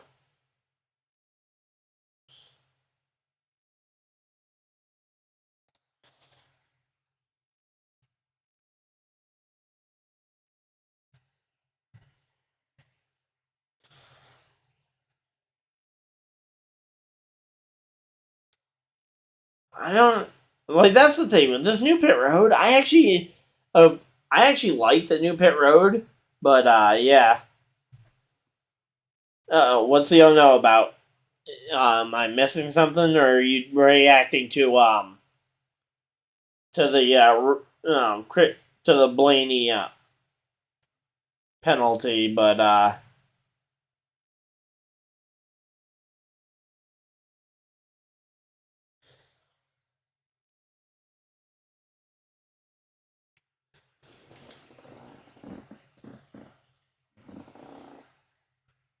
I saw something over on the floor.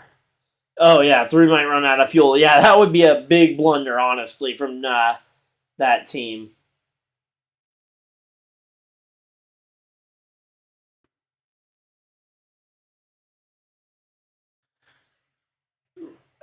The fact that Reddick is still up there fighting for the lead, that's impressive.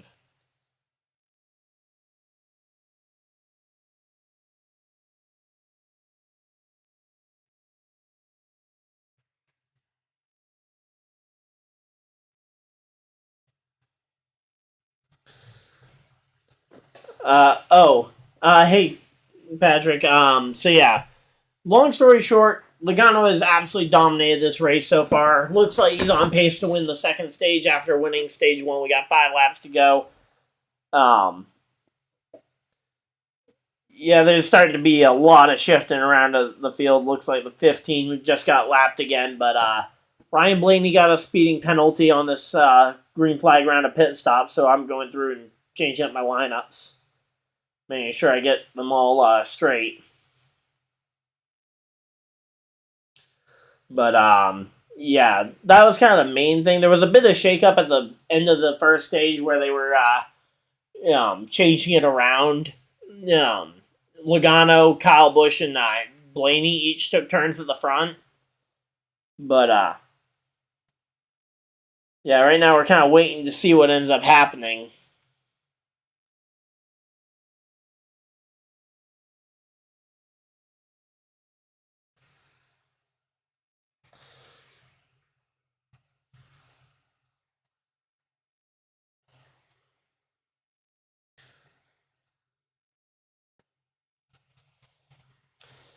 Here we go, coming to the end of the stage. That's going to be interesting because last time there was no contest for. There was no contest because Logano had his two teammates right behind him, and ultimately Blaney gave up 1 point to make sure that there was no challenge from the inside lane. Yeah, Circuit of the Americas is next week. That's going to be interesting to see the first road course race of the year.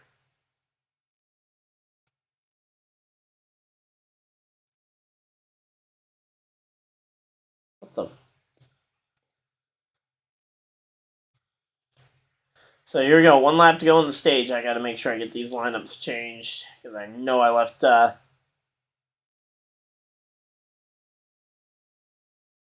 Yeah, I know I left Logano in. He was kind of my garage pick for a lot of these. So I just figured I'd be able to change him, but didn't think about the fact that the pit stops were going to come so late in the stage. Ready going to the bottom. He is trying something here. And that's actually for the lead. Oh, Austin Cindric gets it over Cindric. Or Cindric gets it over Logano. That's impressive. Kind of missed that in the middle of the field. Let me see if I can get this last roster change before it. That's pretty impressive to see Cindric get that stage win. And Reddick actually comes second over Logano. Logano down to third.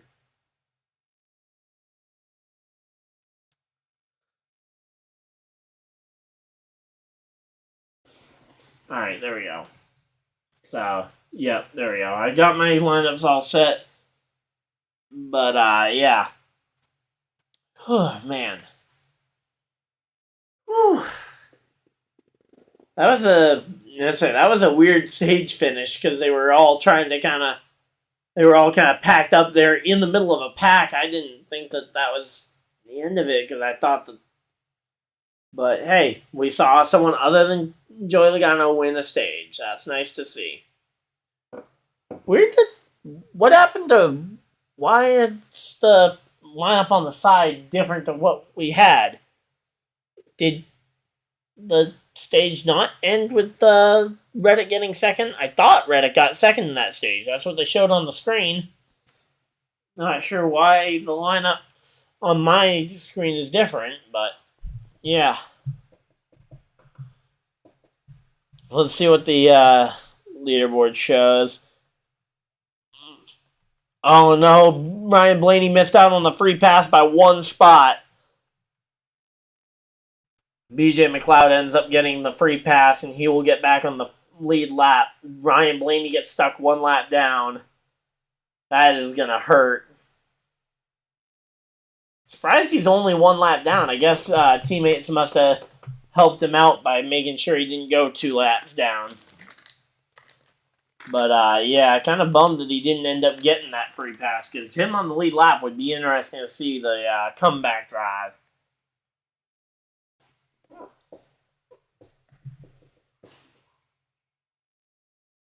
So,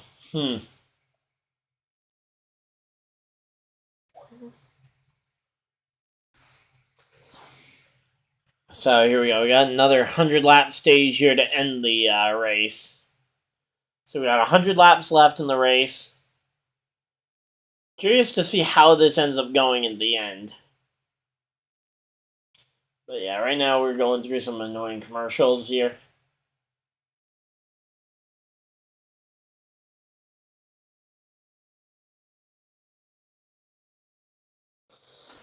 But yeah, so hey, my guy's still up in the top. No, he's 6th according to my leaderboard, but he's up near the top 5. Still able to maybe make something happen. Gonna have to wait and see, obviously, if that ends up translating to the actual to anything. Corey LaJoy 10th. That's impressive.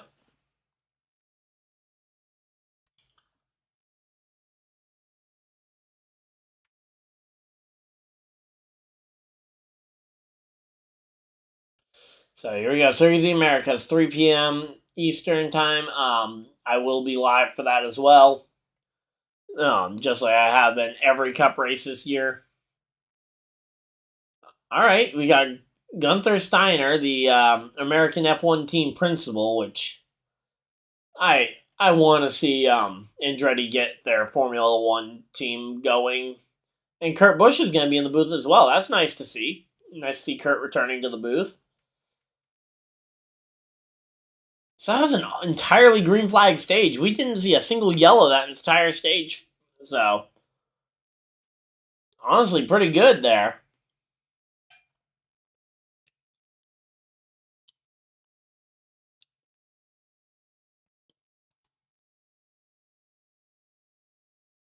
No, yeah, Logano should have gotten that point. Wait a minute. Yeah, stream's a little laggy. Not much I can really do about that, unfortunately. Let's say I'm hardwired for the internet, but it just kind of is what it is. But yeah, it's definitely a bit laggy. I can see it too, but yeah, curious to see what the broadcast ends up looking like. But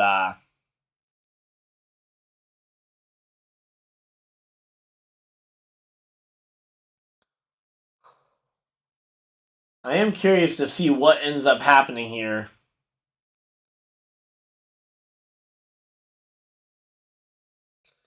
Let me see what I can do. See if there is anything I can do about the stream to try and get this back.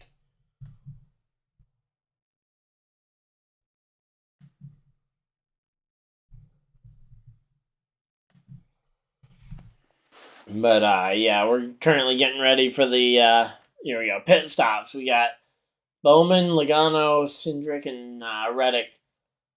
I don't know how Reddick, why they were showing Reddick up there in the top spot or in sixth or in second place there, because Logano definitely had him across the line.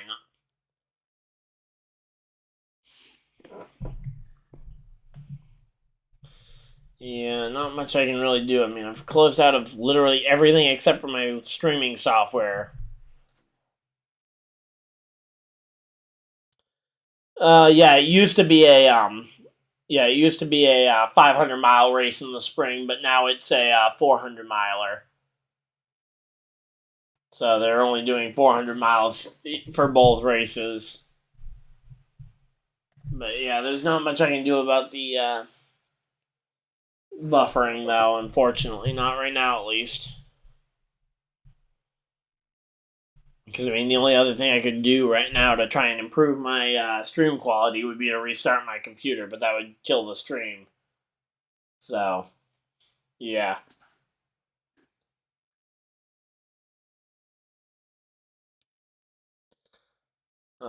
Say, unfortunately, I probably should have taken some time to restart my computer before I went live, but I just didn't have the extra time today.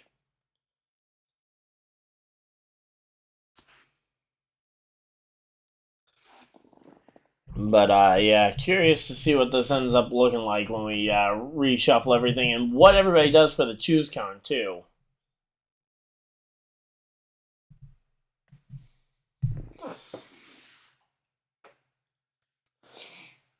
All right, here we go again. Where we're yeah, stream keeps ending. That again, I don't know what else I can do about it because again, I can't restart my computer, unfortunately.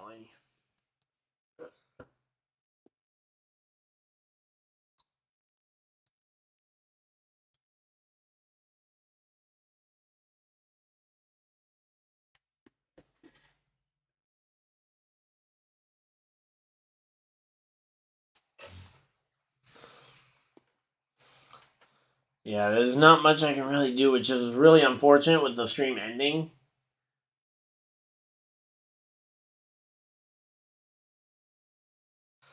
Yeah, unfortunately, not much I could do to try and stop it from crashing on. Yeah, let's see if the 45 car can win. It looks like he got shuffled back in the pit stops. Based on the leaderboard I got, at least, it looks like.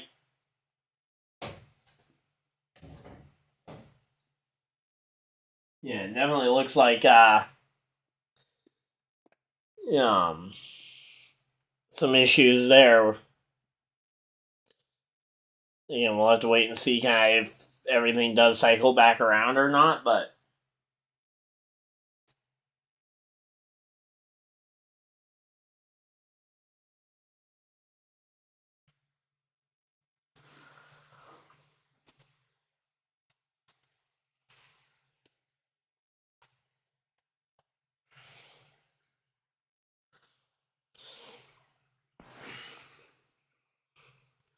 So, NASCAR fan, you more of a Reddick fan, or are you kind of a Toyota fan, but Reddick's kind of become your guy now that he's at a Toyota? Just kind of curious to see, kind of like for me, I was kind of I was grew up a Edwards fan, and then moved to Kyle when I started seeing a lot of the guys retiring and didn't want to be stuck without a guy. Yeah, looks like yeah, it kind of has that feeling that there should be some yellow, especially with the way that these races tend to go. But obviously, not much we can really. It's been hard to predict. So yeah, you're a Toyota fan. Because yeah, I can imagine some people who kind of have been Reddick fans since he got the Cup, kind of just kind of transitioning with him from Chevy to Toyota, kind of like what I've done with kind of going from with Kyle over to Chevy. Even though I still like quite a few of the Toyota guys, but between Kyle and Stenhouse being two of my guys, Chevy has just kind of naturally grown for me. But yeah.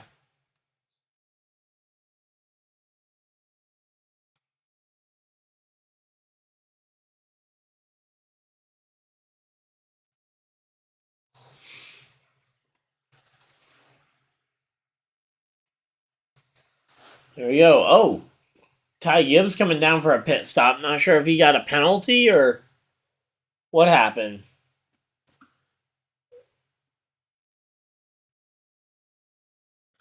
There we go. Amarola and Stenhouse on the front row. What? Okay, so those guys were coming in to top off on fuel. Amarola and Stenhouse leading this field.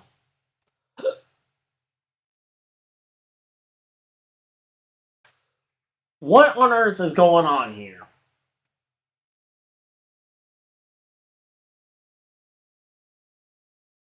So there we go. Hey, McDowell and Gilland are up in the top 10. That's nice to see. Or, no, sorry, they're just outside the top 10.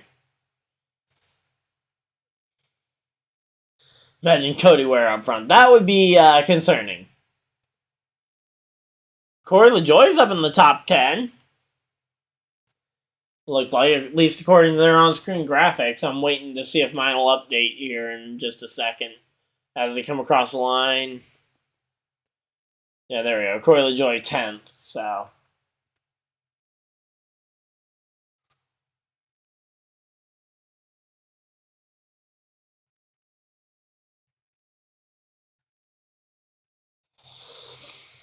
Here we go. So we are green, green, green. And there we go. Stenhouse taking the lead. Could we see Stenhouse win 2 races again for the second time in his Cup career? Because we saw him win 2 races in 2017 that got it at Super Speedway style tracks to get him to the playoffs.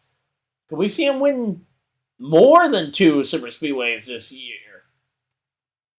That would be interesting to see if we could see him basically emerge as the Super Speedway ace that we kind of haven't really had for a while.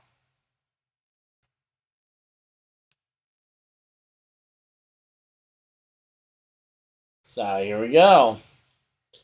I want to see what Stenhouse can do. Chevy hasn't lost a race yet this year. I mean, between Byron winning 2 races, Kyle winning 1, and I mean, outside of the Clash, I guess, if you want to count the Clash, that was the only win not by a Chevy, and that was almost a Chevy win.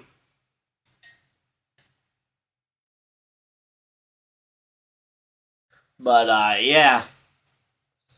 Right now, it definitely is interesting.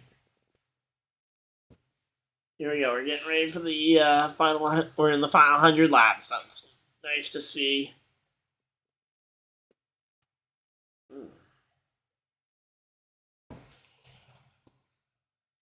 But yeah, if you guys are enjoying the stream, by the way, of course, leave a like on the stream. That way, everybody can kind of see it. Make sure we get as many people in here because I'd love to have as many people as we can discussing the end of this race because I feel it's going to get interesting. I mean, Stenhouse is now leading a race that has been controlled by Logano. Logano is currently about 5th or 6th, it looks like. Yeah, so he's stuck in the top line and really can't go anywhere right now, which is unfortunate for him. Let me see where some of the other guys ended up going through this field.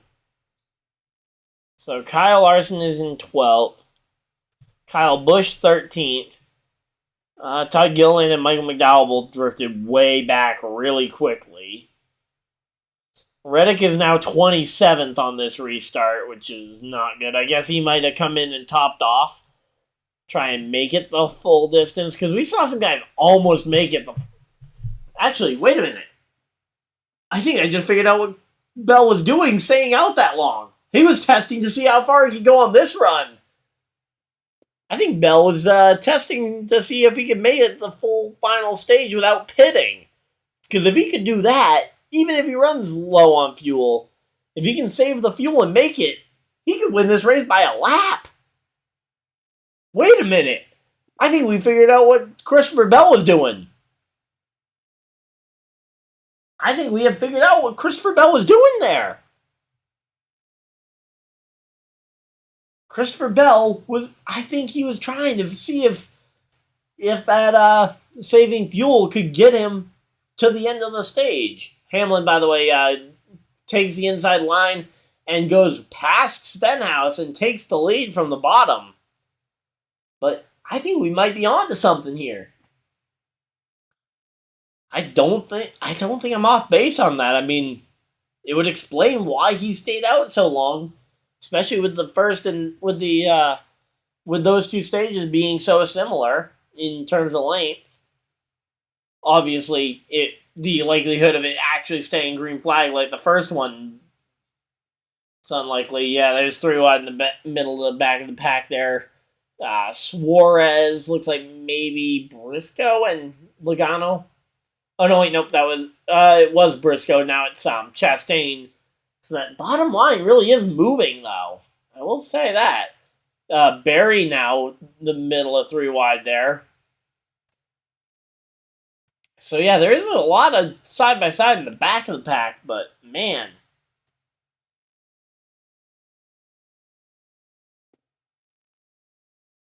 I am glad though that we ended up figuring out what Christopher Bell is doing. I mean, if you guys have any other ideas, I'd be glad to hear them, but I don't think we're gonna find a better reason for Bell to have been trying the strategy he did.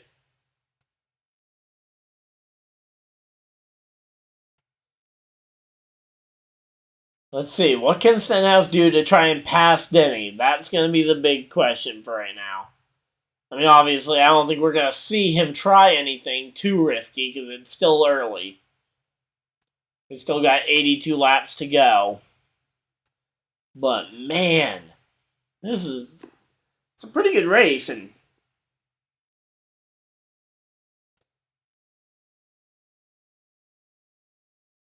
so that would be concerning if Bell does get set back in a secondary pack.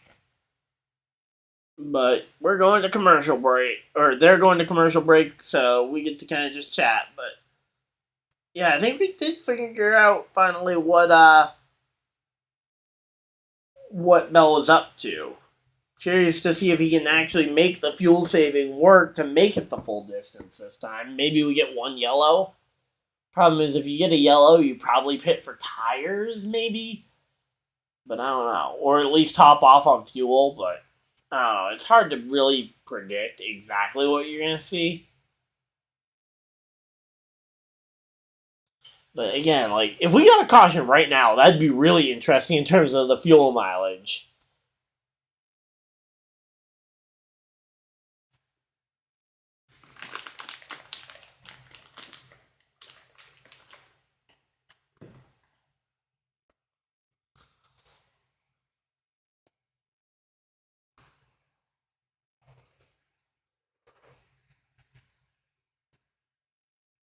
So here we go. Like 78 laps to go. Yeah, if we got a caution right now, it would be interesting to see if it would end up what people would do in terms of the fuel strategy.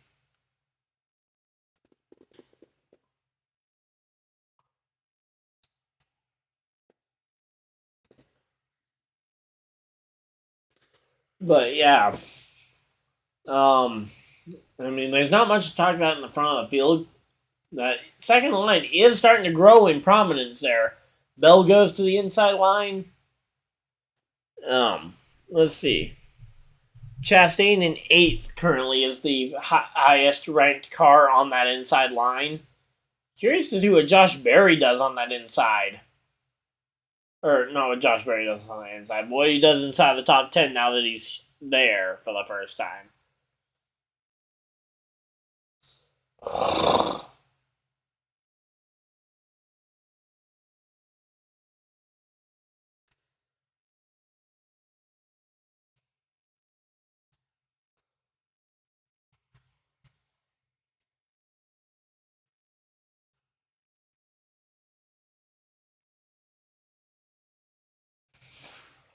So, yeah, here we go.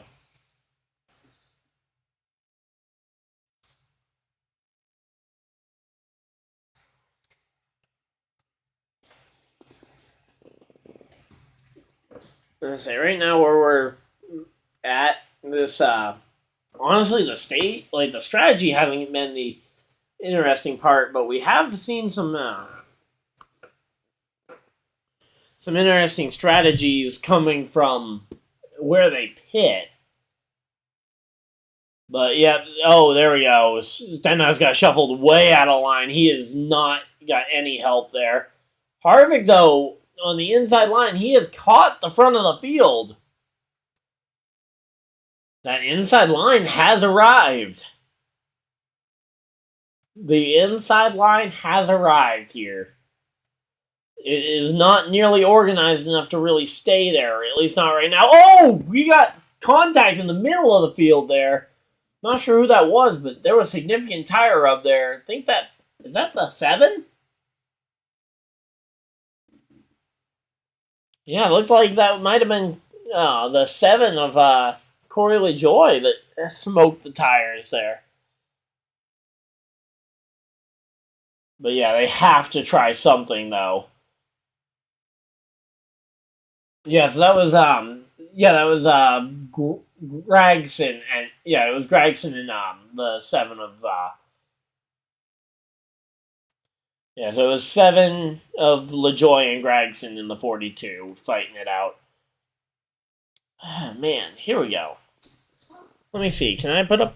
Yeah. Oh, 42. Oh, 42 is in the fence. I say he stays green, but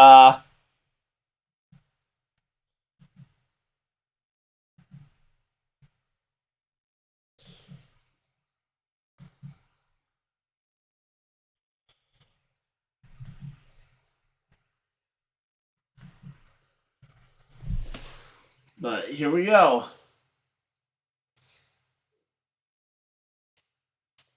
Curious to see what ends up happening here, but Harvick now has the lead. He can control both lanes. But man, this is an interesting final stage here, that's for sure. Oh!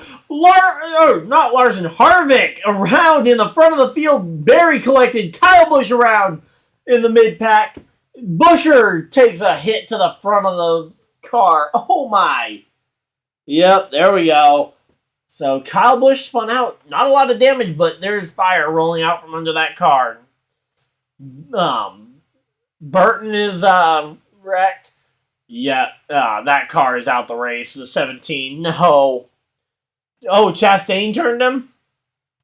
I don't know. It looked like he just got loose off. I mean, it might have been off the nose of Chastain's car, but I'll have to see it again to see what actually happened. But I think we see our final round of pit stops here. I don't think you pit again. I think you fuel up here, and that's your last stop.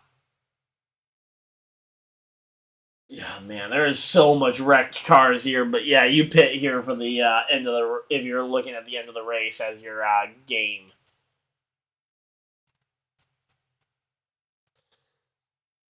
Yeah, first wreck if you don't count Bubba Wallace, because Bubba Wallace did hit the inside fence, so I think technically that would count as a wreck, but let's see.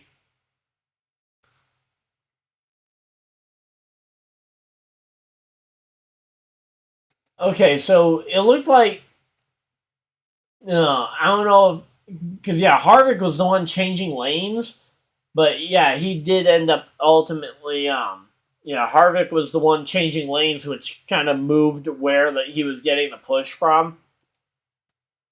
Oh man.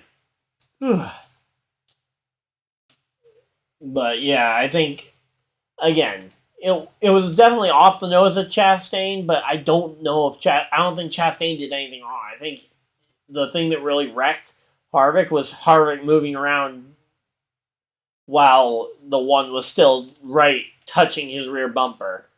So the 78 was the other car I saw spinning in the back of the field behind Kyle Busch. But yeah, bummer to see all these good cars torn up. Again, I think this could be our last set of pit stops, at least in terms of fuel. If you get crash damage, I think you still pit. I don't know about tires being a big benefit here. Oh, Bubba got a bit of nose damage there behind the 21. Looks like the 43 might have gotten some rear end damage as well from the 21. But yeah, we're going to have to wait and see when all this kind of cycles through who the leaders and who's even left. Because we don't know who actually made it through all this. Ty Gibbs made it through.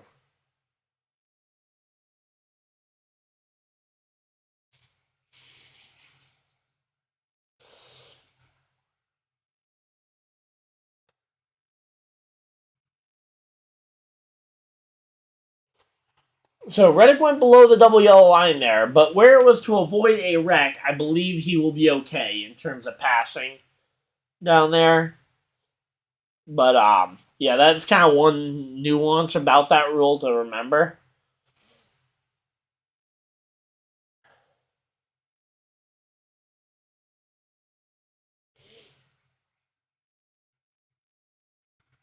So yeah, this is gonna be a long cleanup though. So here we go. First big yellow, and it takes out a lot of contenders. Again, Kyle Busch, we don't know what kind of damage he has. Harvick looks like at least race contending. Like his chance of winning this race is pretty much out the window. Uh, let's see, who else?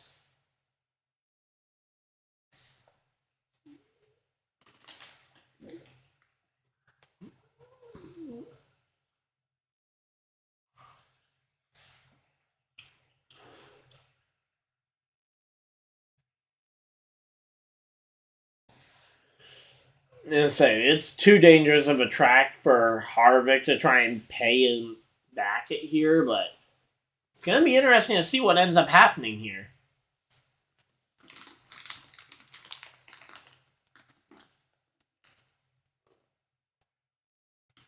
But yeah, Busher got taken out there, which is probably my biggest upset there.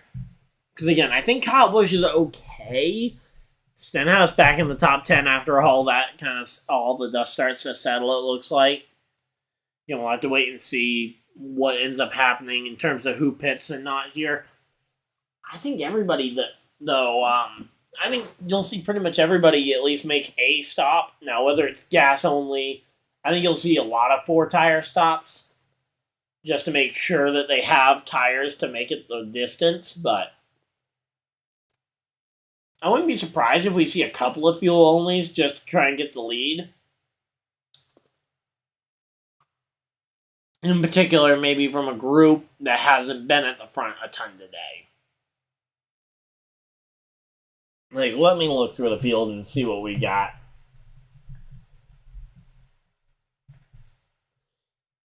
What we got in the mid pack. Again, like, that's where the wreck took people out, but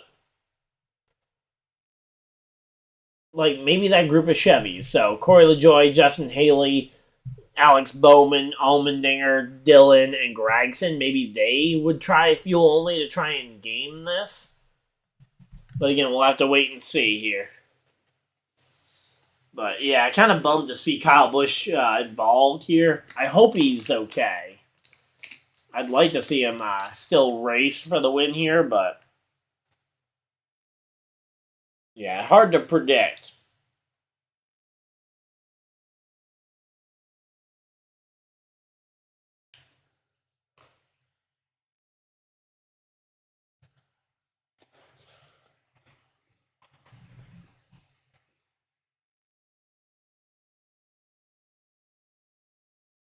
But yeah, there we go.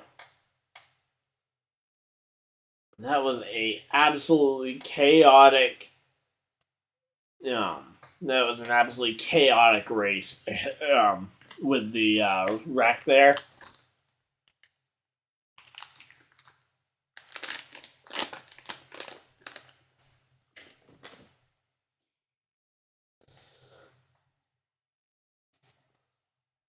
I am curious when we get to the short track section of the season. That's going to be interesting to see.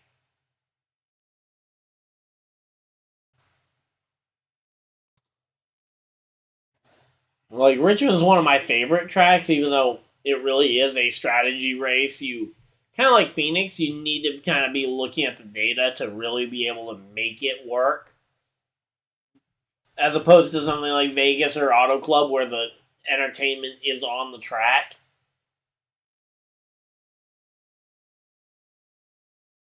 Yeah, there we go. Chastain gave a push.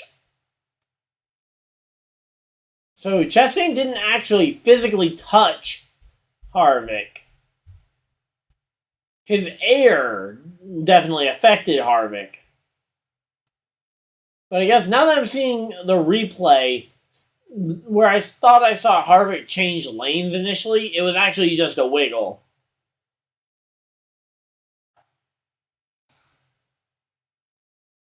Again, I'm curious to see how like NASCAR Twitter in particular will blame this one. But I think, as I say, Chastain barely even got to him, and Harvick was just really loose, I think.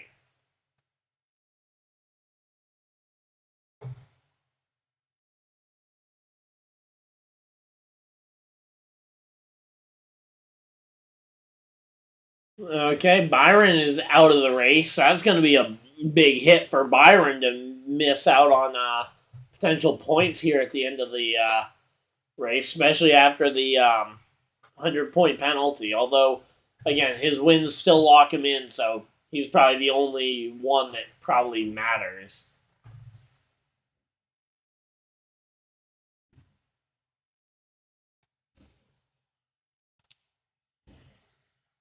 Yeah, there's no question on fuel mileage here.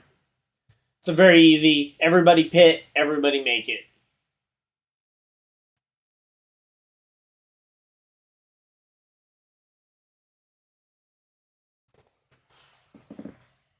So Amarola takes the race lead off of pit road here. Over who was second? I couldn't tell. Looked like Keselowski or Larson. We're gonna have to wait and see. Wait, what?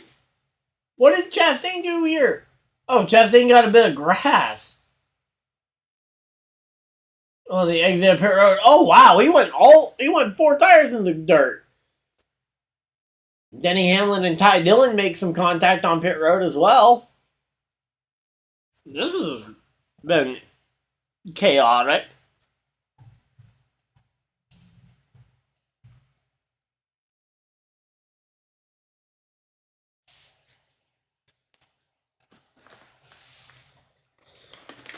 Alright, so here we go. It's an interesting race for sure at this point, but you got a whole new cast of characters pretty much. Logano back to the front, Stenhouse, Keselowski involved. I did say RFK Fords, so I guess Keselowski still could complete that half, even though I did pick the other RFK Ford as my official pick. I wouldn't mind seeing Keselowski go up there and get that King's Hawaiian car into victory lane. But again, we'll have to wait and see, obviously, as this develops.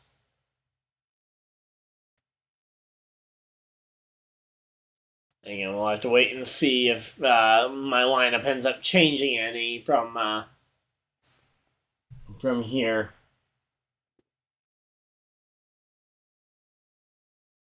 So yeah, it's been a pretty good race though, honestly, so far. Not much to really complain about. I mean, yeah, sure. It took a while to get going. And the first stage, I would say, is the big thing. If you want to complain about this race, the first stage has done a lot.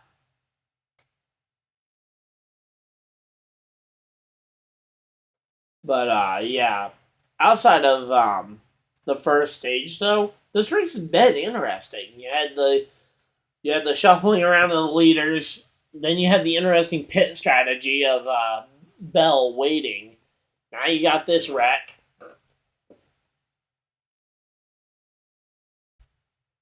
I'm also curious to see how Stenhouse does after the contact. So yeah, Amarola, Larson, Keselowski, Chastain, and yeah, okay, so Stenhouse is not top 10 anymore. Good.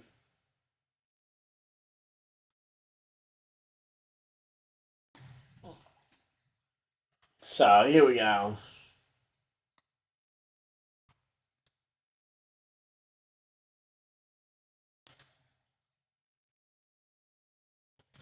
So here we go, here we go, here we go. Hope you guys are as excited as I am for the end of this race, because I feel like, again, the intensity is only going to ratchet up from here. Byron lost his shot at the top three, but as I say, he does lose his shot at three in a row.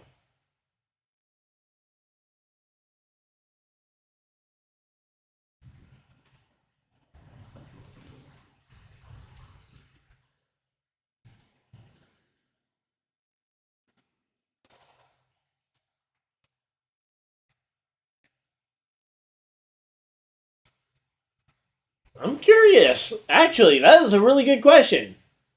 Are there timing lines if you end up four wheels on the grass to continue tracking pit road speed? Or is that a cheat code Ross Chastain maybe just used to get that? Now we'll have to wait and see what they end up doing. I think that's a very easy rule change to make. You just say, okay, if you do go off, if you do go off in the grass like that, you get penalized, or you get penalized with a tail end along its line. I wouldn't mind seeing a rule change like that.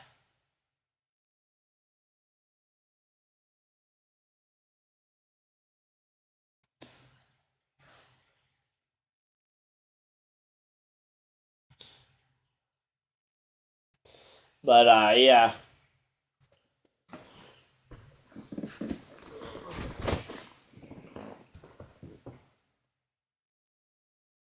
Here we go, getting ready for the end of this race. We had our first yellow in a long time, though.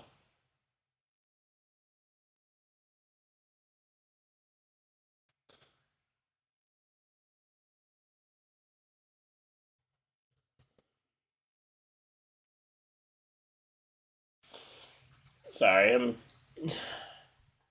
just looking around, but here we go. That caution. Wait, does that put Blaney back on the lead lap? Yeah, Ryan Blaney is back on the lead lap. So, interesting. We'll have to wait and see how that plays out, but.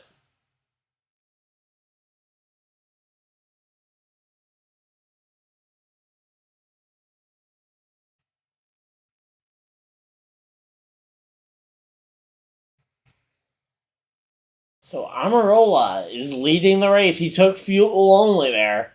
Curious to see what that ends up meaning, but what changes that might end up making.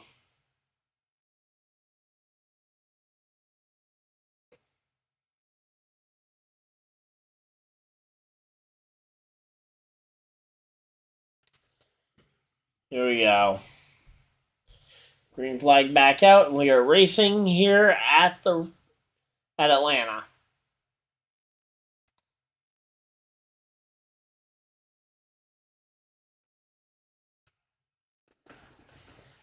Alright, here we go.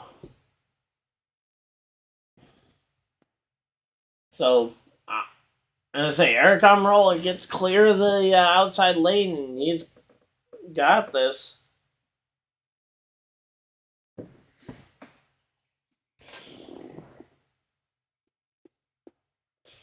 So yeah, hopefully we get a yellow here, because I do have something I need to take care of, actually. I just remembered. But, here we go. Right now, though, Almirola, he's got the race lead, and he's going to try and control it. We're going to have to wait and see if tires end up mattering.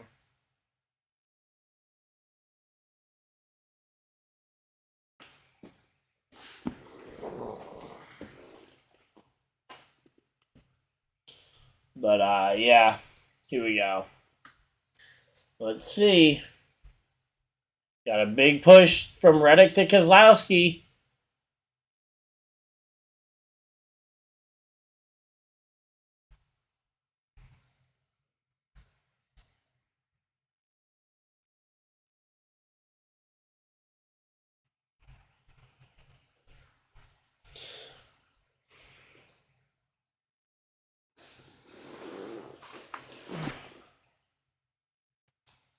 Alright, so they're talking to Harvick. Sorry about being distracted, guys. Alright, here we go. Yeah, I caught him at a bad spot there.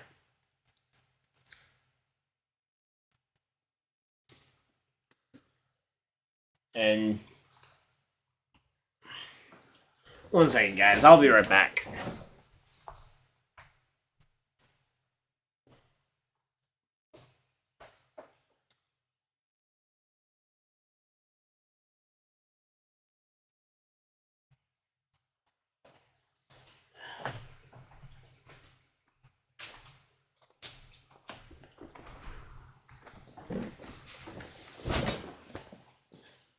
Alright, I'm back, but yeah, I have a mouse over here that I'll have to take care of after the stream. So yeah, if you guys weren't sure, that's what's going on. So yeah, that's gonna be fun to take care of in a few.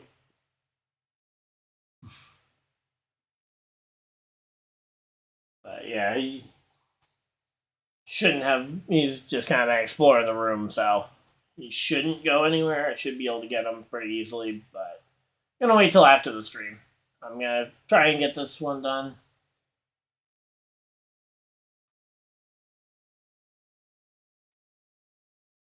But yeah, that bottom line is looking a lot more racing now that we don't have kind of Ford dominance at the front of the field, in particular with Joey leading them.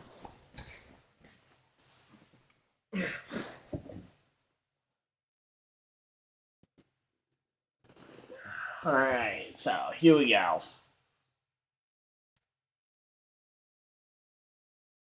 We're going to have to wait and see, but here we go. Keselowski's alongside. Oh, big push from the Kyle Larson machine there to Almirola. Almirola up the track, though. That was a big push.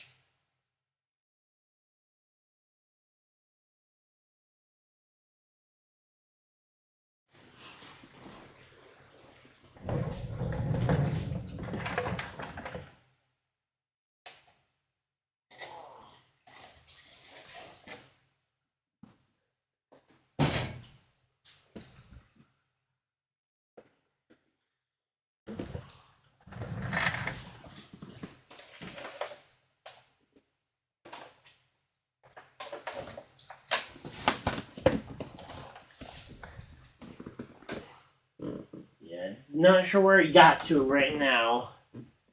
Say, if I see him again, I'll get him, but yeah, don't know where he ended up running off to.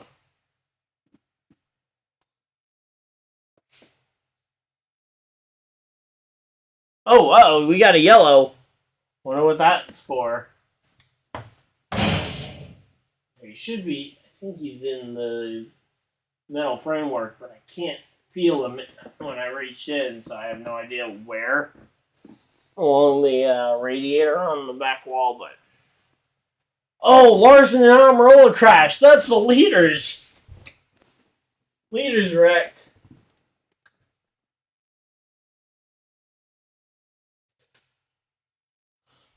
Let's see what ended up happening here. Oh, Amarola just lost it.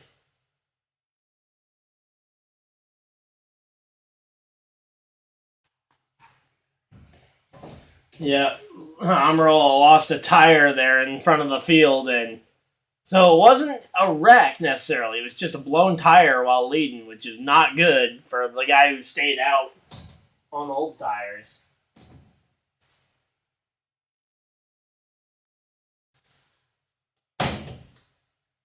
Just kind of keep kicking that every once in a while, see if I can shake him out. But yeah, I think I need to try and play dumb a little bit.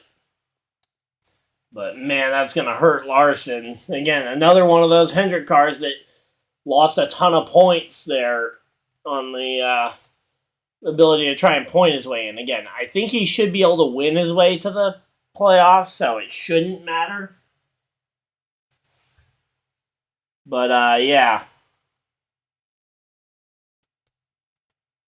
Sorry, that is not great. Oh, Reddick was in the middle of that too. Justin Haley got a piece of it. Suarez might have gotten a tiny piece of the crash as well. So, and then coming back down the track, McDowell misses it, it looks like. Okay, so yep. Suarez did get a massive bit of it, or at least enough to break the yeah, you got enough to break the toe link, it looks like, at the very least. So, yeah, you got enough damage that it will probably end Suarez's day there.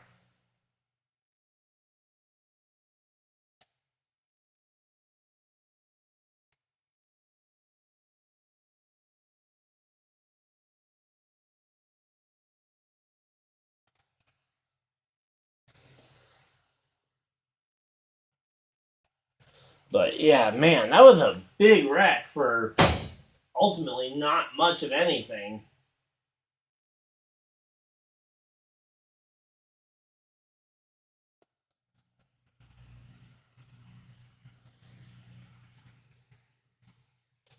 Alright, so yeah, under caution, we're going to come to a full screen commercial break. I'm going to try and get most of their commercial breaks out the way.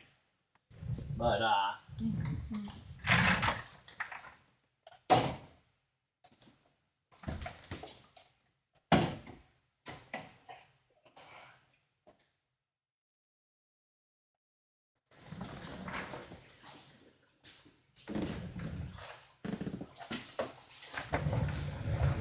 yeah, still not feeling the mouse over in the corner. That's where I saw him run to. I just don't know if he is hiding somewhere else along the line.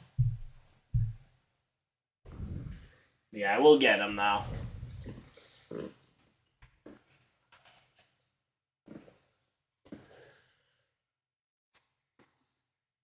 Keeping an eye around.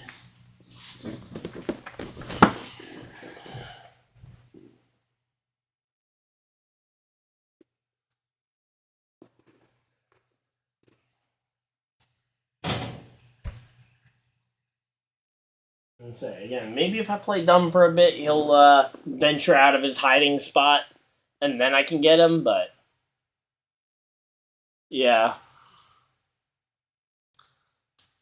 and say I have effective ways of catching him. I just need him to actually come out of hiding. That way, I can actually get maybe a hand on him.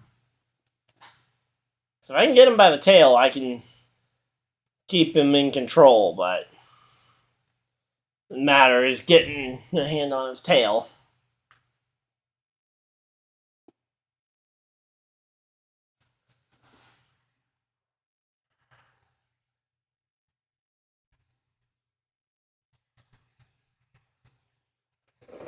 Let's see, I'll go shut the door at least. That way maybe he can't get through there.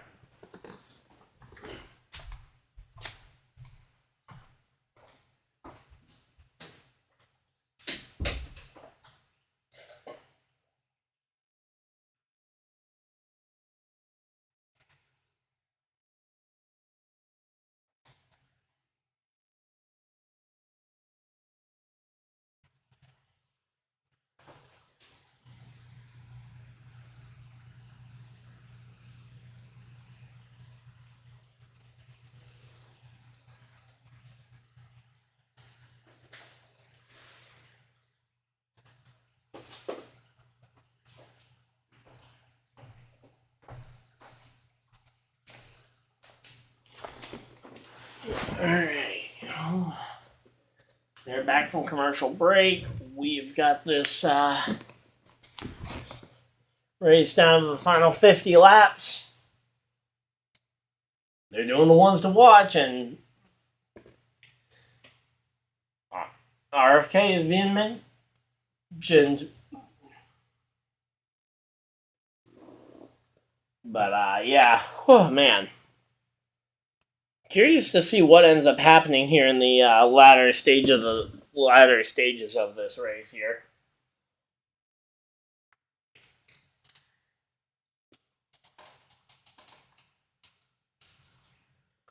So Christopher Bell was another one they picked to watch. Reddick running third.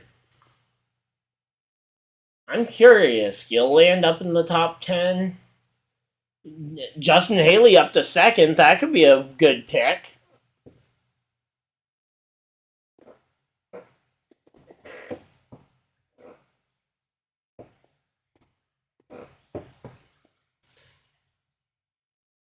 Ryan Blaney is 11th? What?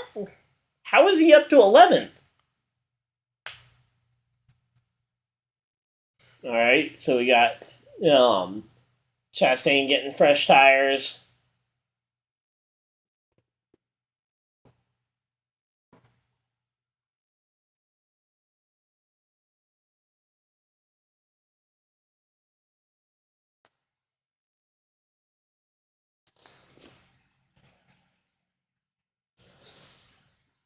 But yeah. Oh man. Here we go.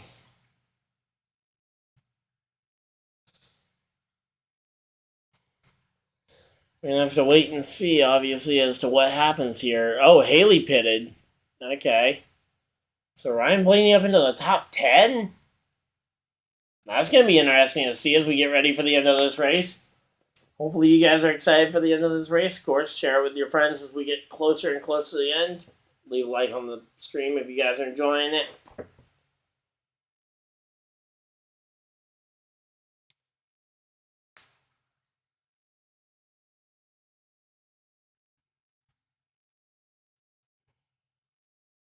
Say, he probably had a faster car than 10th in qualifying for Bell.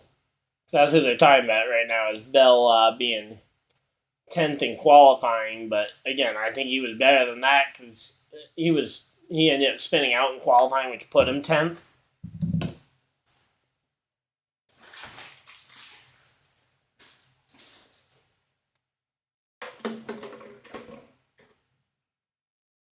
So here we go. Now we're talking about the World Baseball Classic, which is happening tonight. But not really all that interested in that.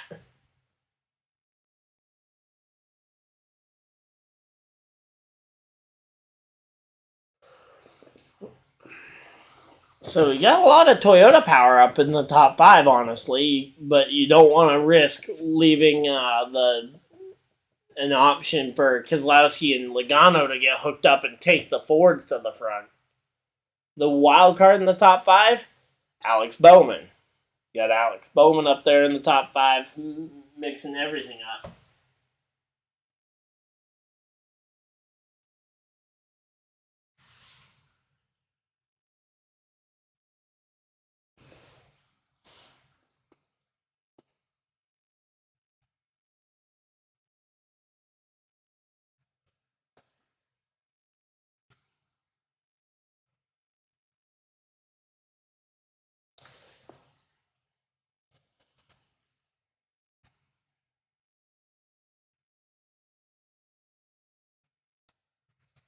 Yeah, that 10 really...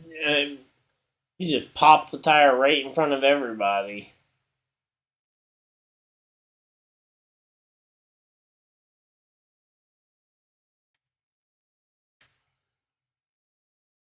Alright, they're doing choose cone. Stenhouse takes top. I didn't see the front of the field because I didn't realize they were doing the choose cone until they were already halfway through the top 10 at least. So Keselowski takes the bottom as the race leader.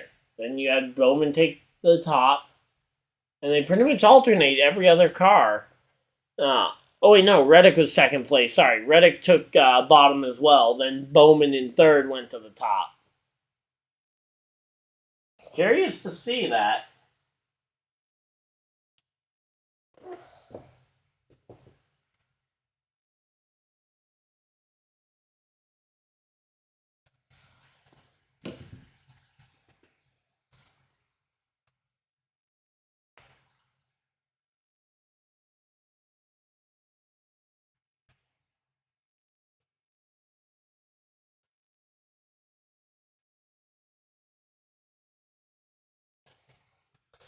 Alright, so yeah, right now, here we go. We're getting ready to go back to the green flag here.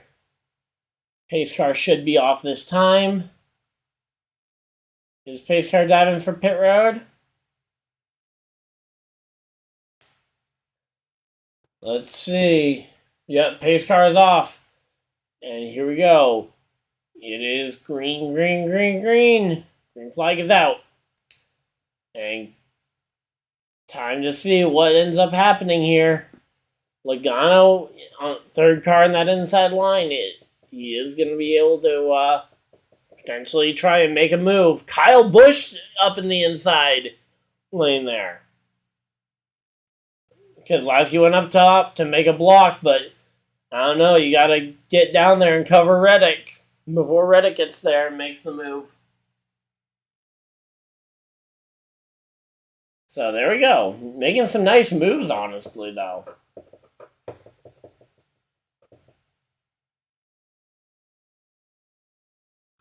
So you got 48 and 45 following the 6 here.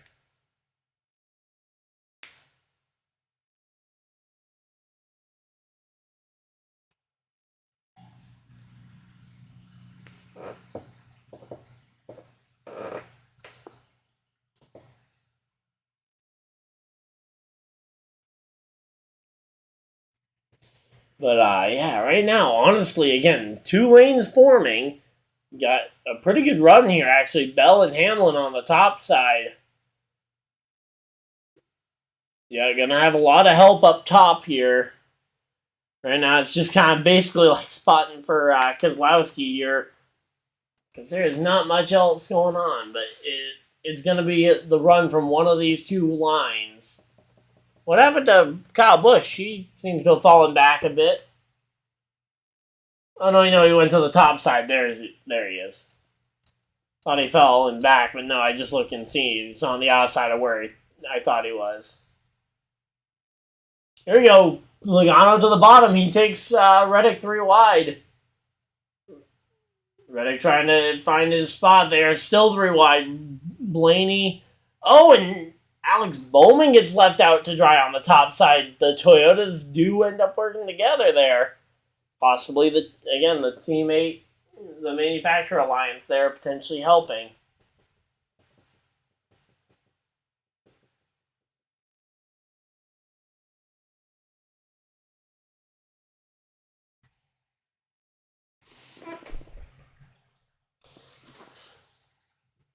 Yeah, I mean, it's not a big call to predict that, oh yeah, the Daytona Talladega style race, they're just going to be wrecks towards the end. Again, they were trying to keep their cars in one piece so that they had cars left to wreck at the end. But yeah, I'm going to say, not a big challenge to assume a wreck was coming. And I'm not sure that, I'm not surprised, I wouldn't be surprised if we have another one coming.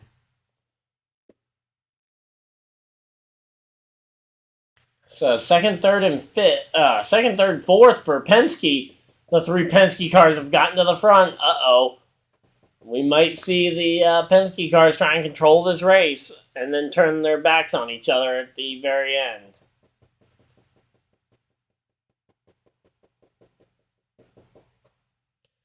Yeah, NASCAR Racing 2003. Yeah, I know the game.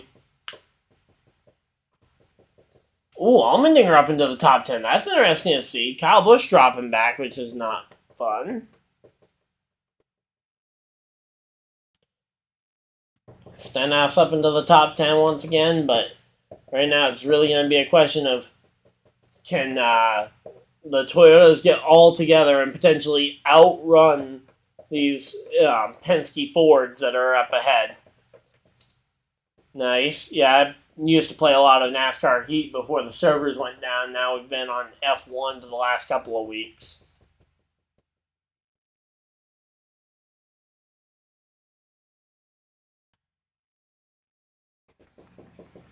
But yeah, right now, there we go. Cindric up to the top to try and cover off the Toyotas. No, the 54 did not get up top to team with his teammates. Side by side for the Penske cars.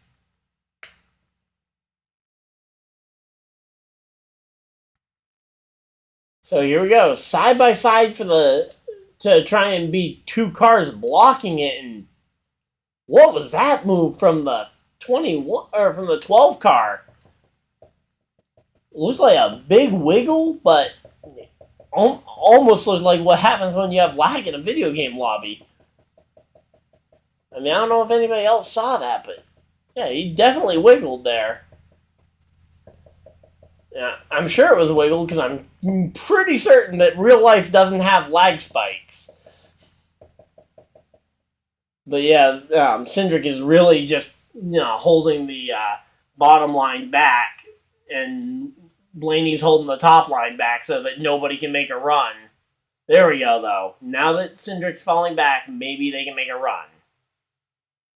Oh, there we go. Joey and Blaney make a move there, and they end up getting the lead from Keselowski.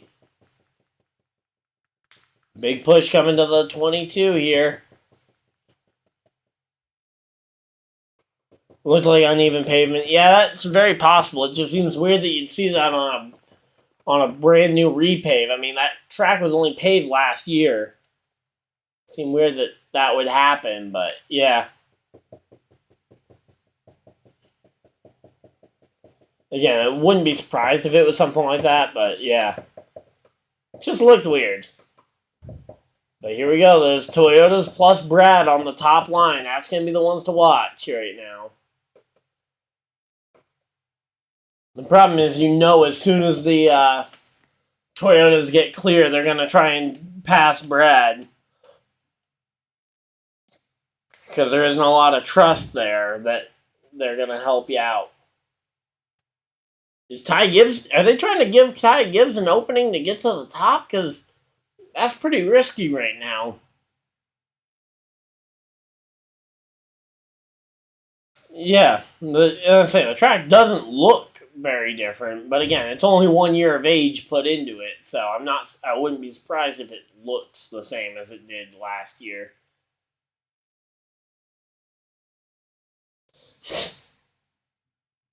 Yeah, that does actually describe the motion it did, but not sure that's exactly what I don't think he was trying to do that. If he was, massive style points to Ryan Blaney if he was trying to make the car make that motion, but I'm not sure that's how... I don't know if that's what he was going for. Here we go. Keselowski versus Logano for the race lead here. Oh, man.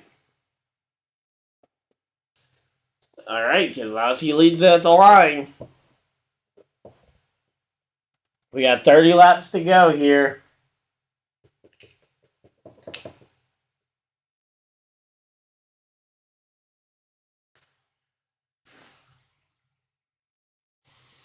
Let's see. Oh, there we go. They got clear. Reddick, Bell, they are in clear traffic right now. The only one not clear right now is Denny Hamlin. And Denny Hamlin is clear. Clear, clear, clear. Go down and block that 22. You do not want to have that 22 with a chance. And the 22 got back to the inside of Denny. I don't know. You gotta try and... I feel like you gotta... If you get clear of Logano here, you can't let Logano get back to your inside. Someone's got to make a block on Logano here. If it's not Hamlin, Bell has got to do it. And if Bell doesn't do it, Reddick's going to have to. But, actually, no. There we go. Or Logano will just fall back for some reason. There we go. That gave time for Hamlin to block. But again, Logano made the roar back to the inside, and Hamlin didn't make any option, didn't try and block it, didn't look like. Here we go, last commercial break, they said? Or last commercial break, assuming we run green flag at least. That'd be nice.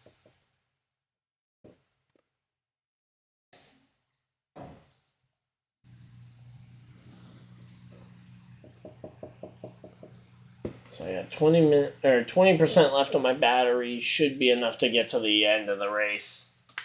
But yeah. And here comes Logano. He's to the inside of. He's gotten alongside Bell. Again, you need to make this block. You need to make a block here. Someone. Again, Bell, Hamlin, somebody needs to, when they get a chance, to put the block on him. And I say, Gibbs is in a really hard spot, though. Gibbs is falling back outside the top 10. Like, Ty Gibbs, he's 12th right now on the track. That'd be really hard for... Now, Joe Gibbs Racing, yeah, there's 2 contenders inside the top 5. And Reddick is the Toyota affiliate car, but... Yeah, Ty Gibbs is kind of far back to try and make a run at it from here. But again, I think you just need to... Okay, yeah. Wasn't sure if you thought that Ty Gibbs managed to get in that line somewhere, but...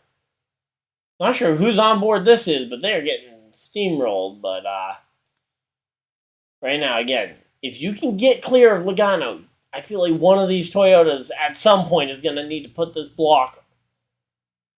Going to need to put the block on him and going to need to make it work. I mean, even if the block doesn't work, I'd say it's almost worth it to try and get that one. But now Logano's up alongside Reddick and doesn't really have much option there. And nobody's really making an effort to block him.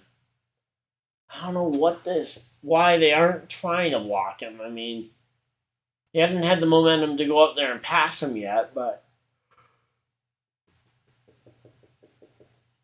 if you can, especially if, let's say it's Hamlin that makes the block, if you can do that and take your entire line to the bottom and pass Keselowski, you can really control the rest of this race, the final 20 laps of this race, and keep an eye on the end of it.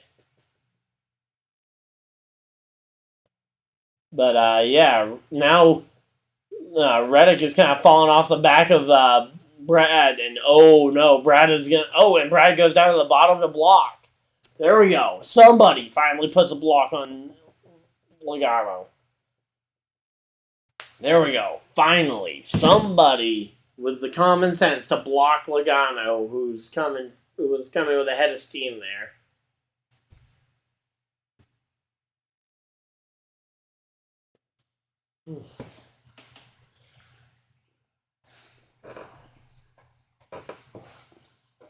So here we go. Man.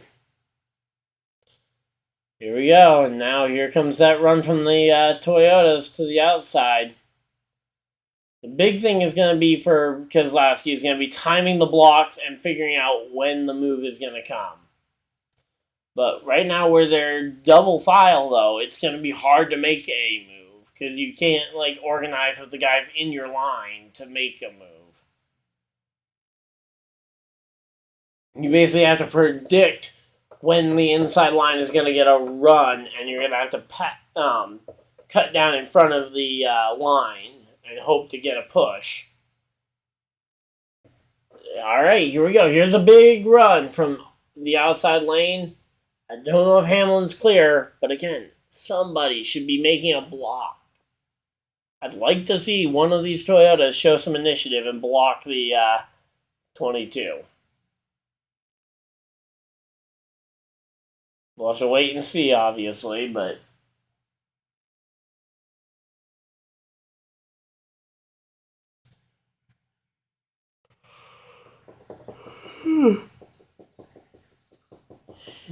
Here we go.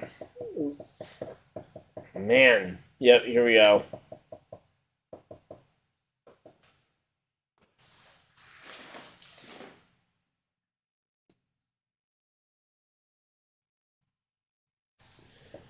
Let's see what we're going to see here. Kyle Busch back up into that top 10.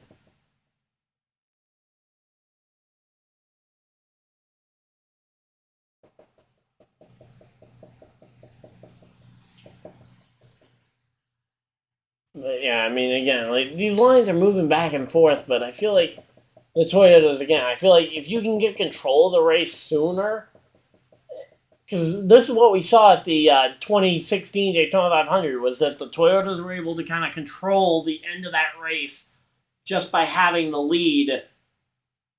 Now, granted, they don't have the 5 cars that they had back then. I mean, like, yeah, that was kind of the big one, was that because 2016 Daytona 500, the Toyotas really kind of brought the line or the teammate style of racing to this track, and there we go. Logano's able to clear, and he can start to block, and we know Logano will block.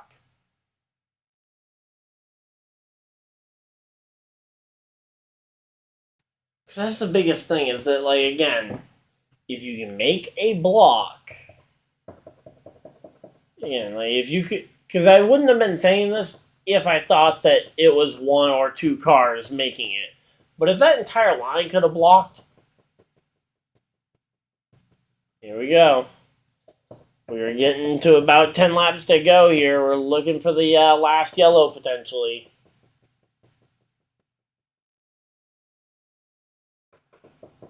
Oh! Logano got side-by-side with Keselowski. Keselowski's going to need to get a push here from Reddick to take this lead back. Keselowski's going to be able to nose ahead. But here we go. Yeah, there's no way. Keselowski still leads it at the line. What? By 7/1000ths of a second there. It's going to be tough to see anybody really from anywhere other than this top few really make a run at this race win. Because normally at this point in the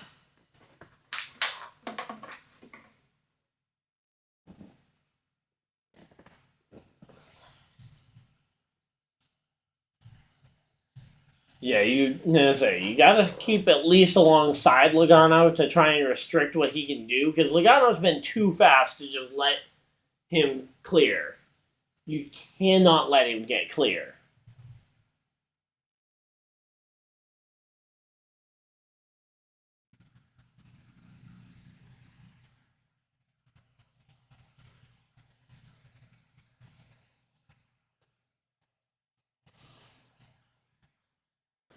So here we go, man. This is really, again, it's kind of a slow build up here, but we're just kind of, it's starting to anticipate it.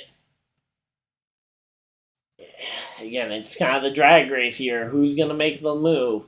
You have 3 Penske cars on the bottom. You've got, Keselowski on his own on the top, but then you've got 3 Toyotas behind him that are teammates.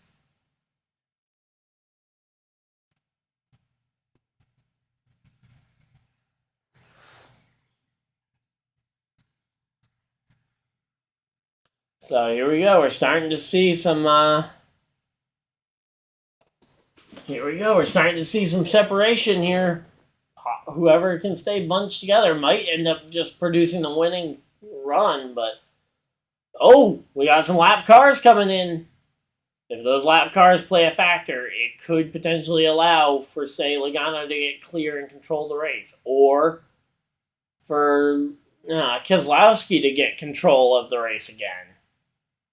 Because right now, and the first lap car gets well out the way, no contest. What's the second lap car? This is going to be interesting. Who is it? Oh, no, there we go. Bubba's way out the way, yep.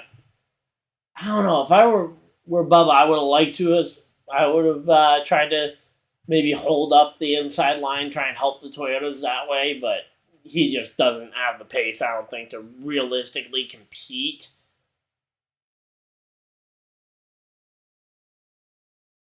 But yeah, where neither driver can get clear, it's going to be hard for anybody else to make a move because you're really kind of blocked in on that top line unless you get clear. Here comes Keselowski. He's just about clear. There we go. Keselowski's clear. He can make the move. He can block. He can block both lanes. Come on. Keselowski, down the track. Down the track, please. Come on. Come on. Keselowski, down the track. Down. Down. Come on. Low. Don't let Logano back to your inside. Okay, well, at least... Alright, the momentum isn't really right behind Logano. I will say that much. There we go. Now we're starting to get that outside line. Some gains. We got 5 laps to go here. Alright. Bell, I think Bell and Reddick, I think that's the 1-2 combo that is going to have to make a move here to block the Logano momentum and carry themselves forward. I don't think they're going to be able to wait for Hamlin to get clear as well and make the move. I think you're going to have to leave Hamlin out to dry, unfortunately. Problem is that it seems like they're kind of already starting to drag that top lane lower already.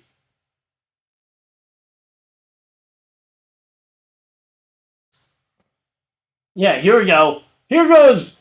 Oh, Bell tried to make the move, but then Logano comes up to his inside and kind of blocks off the lane and doesn't allow for a move. 2 laps to go. Or is it 3? Oh, it's 3 laps to go. My bad. 3 to go. Here we go. 3 more times around. Here we go. 3 laps. Here we go. Coming to 2 to go. Hamlin is alongside, so Bell has the opportunity. Why are we showing in-car cameras? There we go. That's what we need to see. We need to see aerial shots. Okay, Bell, Reddick, down the track. If you want a shot at winning this race, you need to get in front of that 22. Oh, there we go. Christopher Bell hangs out his teammate to dry. You had to make a move. I just feel like you needed to include Reddick on that move if you wanted to make it actually work. But here we go. White flag, 1 to go. You might have put yourself in position to be the guy to make the move. Oh, here we go. Logano to the top line. Logano takes the lead of the top lane. They're showing the lights in case we get a caution here. Logano, though, takes control of this race. Here comes Corey LaJoie to give a big push to Brad Keselowski, but Joey Logano. Yeah, Joey is going to have this one. Joey Logano pulls the big win at Atlanta Motor Speedway. So, Joey Logano over Brad Keselowski, Christopher Bell, Corey LaJoie gets 4th, Reddick 5th. You needed to block Logano. I was saying this for the entire final 20 laps of the race. That those Toyotas needed to get in front of Logano and hold Logano and make sure they got Logano's momentum. The fact that Bell tried to make the move by himself without Reddick made sure that they couldn't get around Keselowski and ultimately trapped him. Hamlin 6th, 7th was Blaney, 8th Eric Jones, 9th Ty Gibbs, Kyle Busch comes home 10th.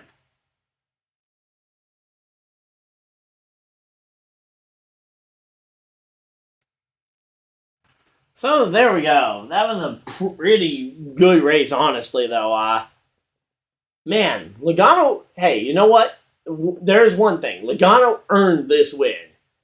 Like, early on in the race, yeah, it looked like he was just going to cruise because he had the lead, but he lost the lead. He was able to end up making the pass in the final lap to make this one happen. So, major credit to Joey Logano. Again, I ran through the top 10. Let's run through the rest of the finishing order as well.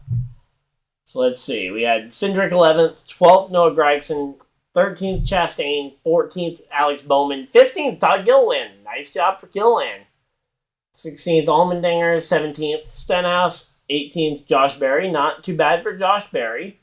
19th for Truex, and 20th Austin Dillon. 21st McDowell, 22nd Haley, and 23rd Ty Dillon is the last car on the lead lap. So honestly, some great days. Again, I just think it was impressive that Logano was able to make the move, but again, I called it with 20 to go that the Toyotas needed to block him.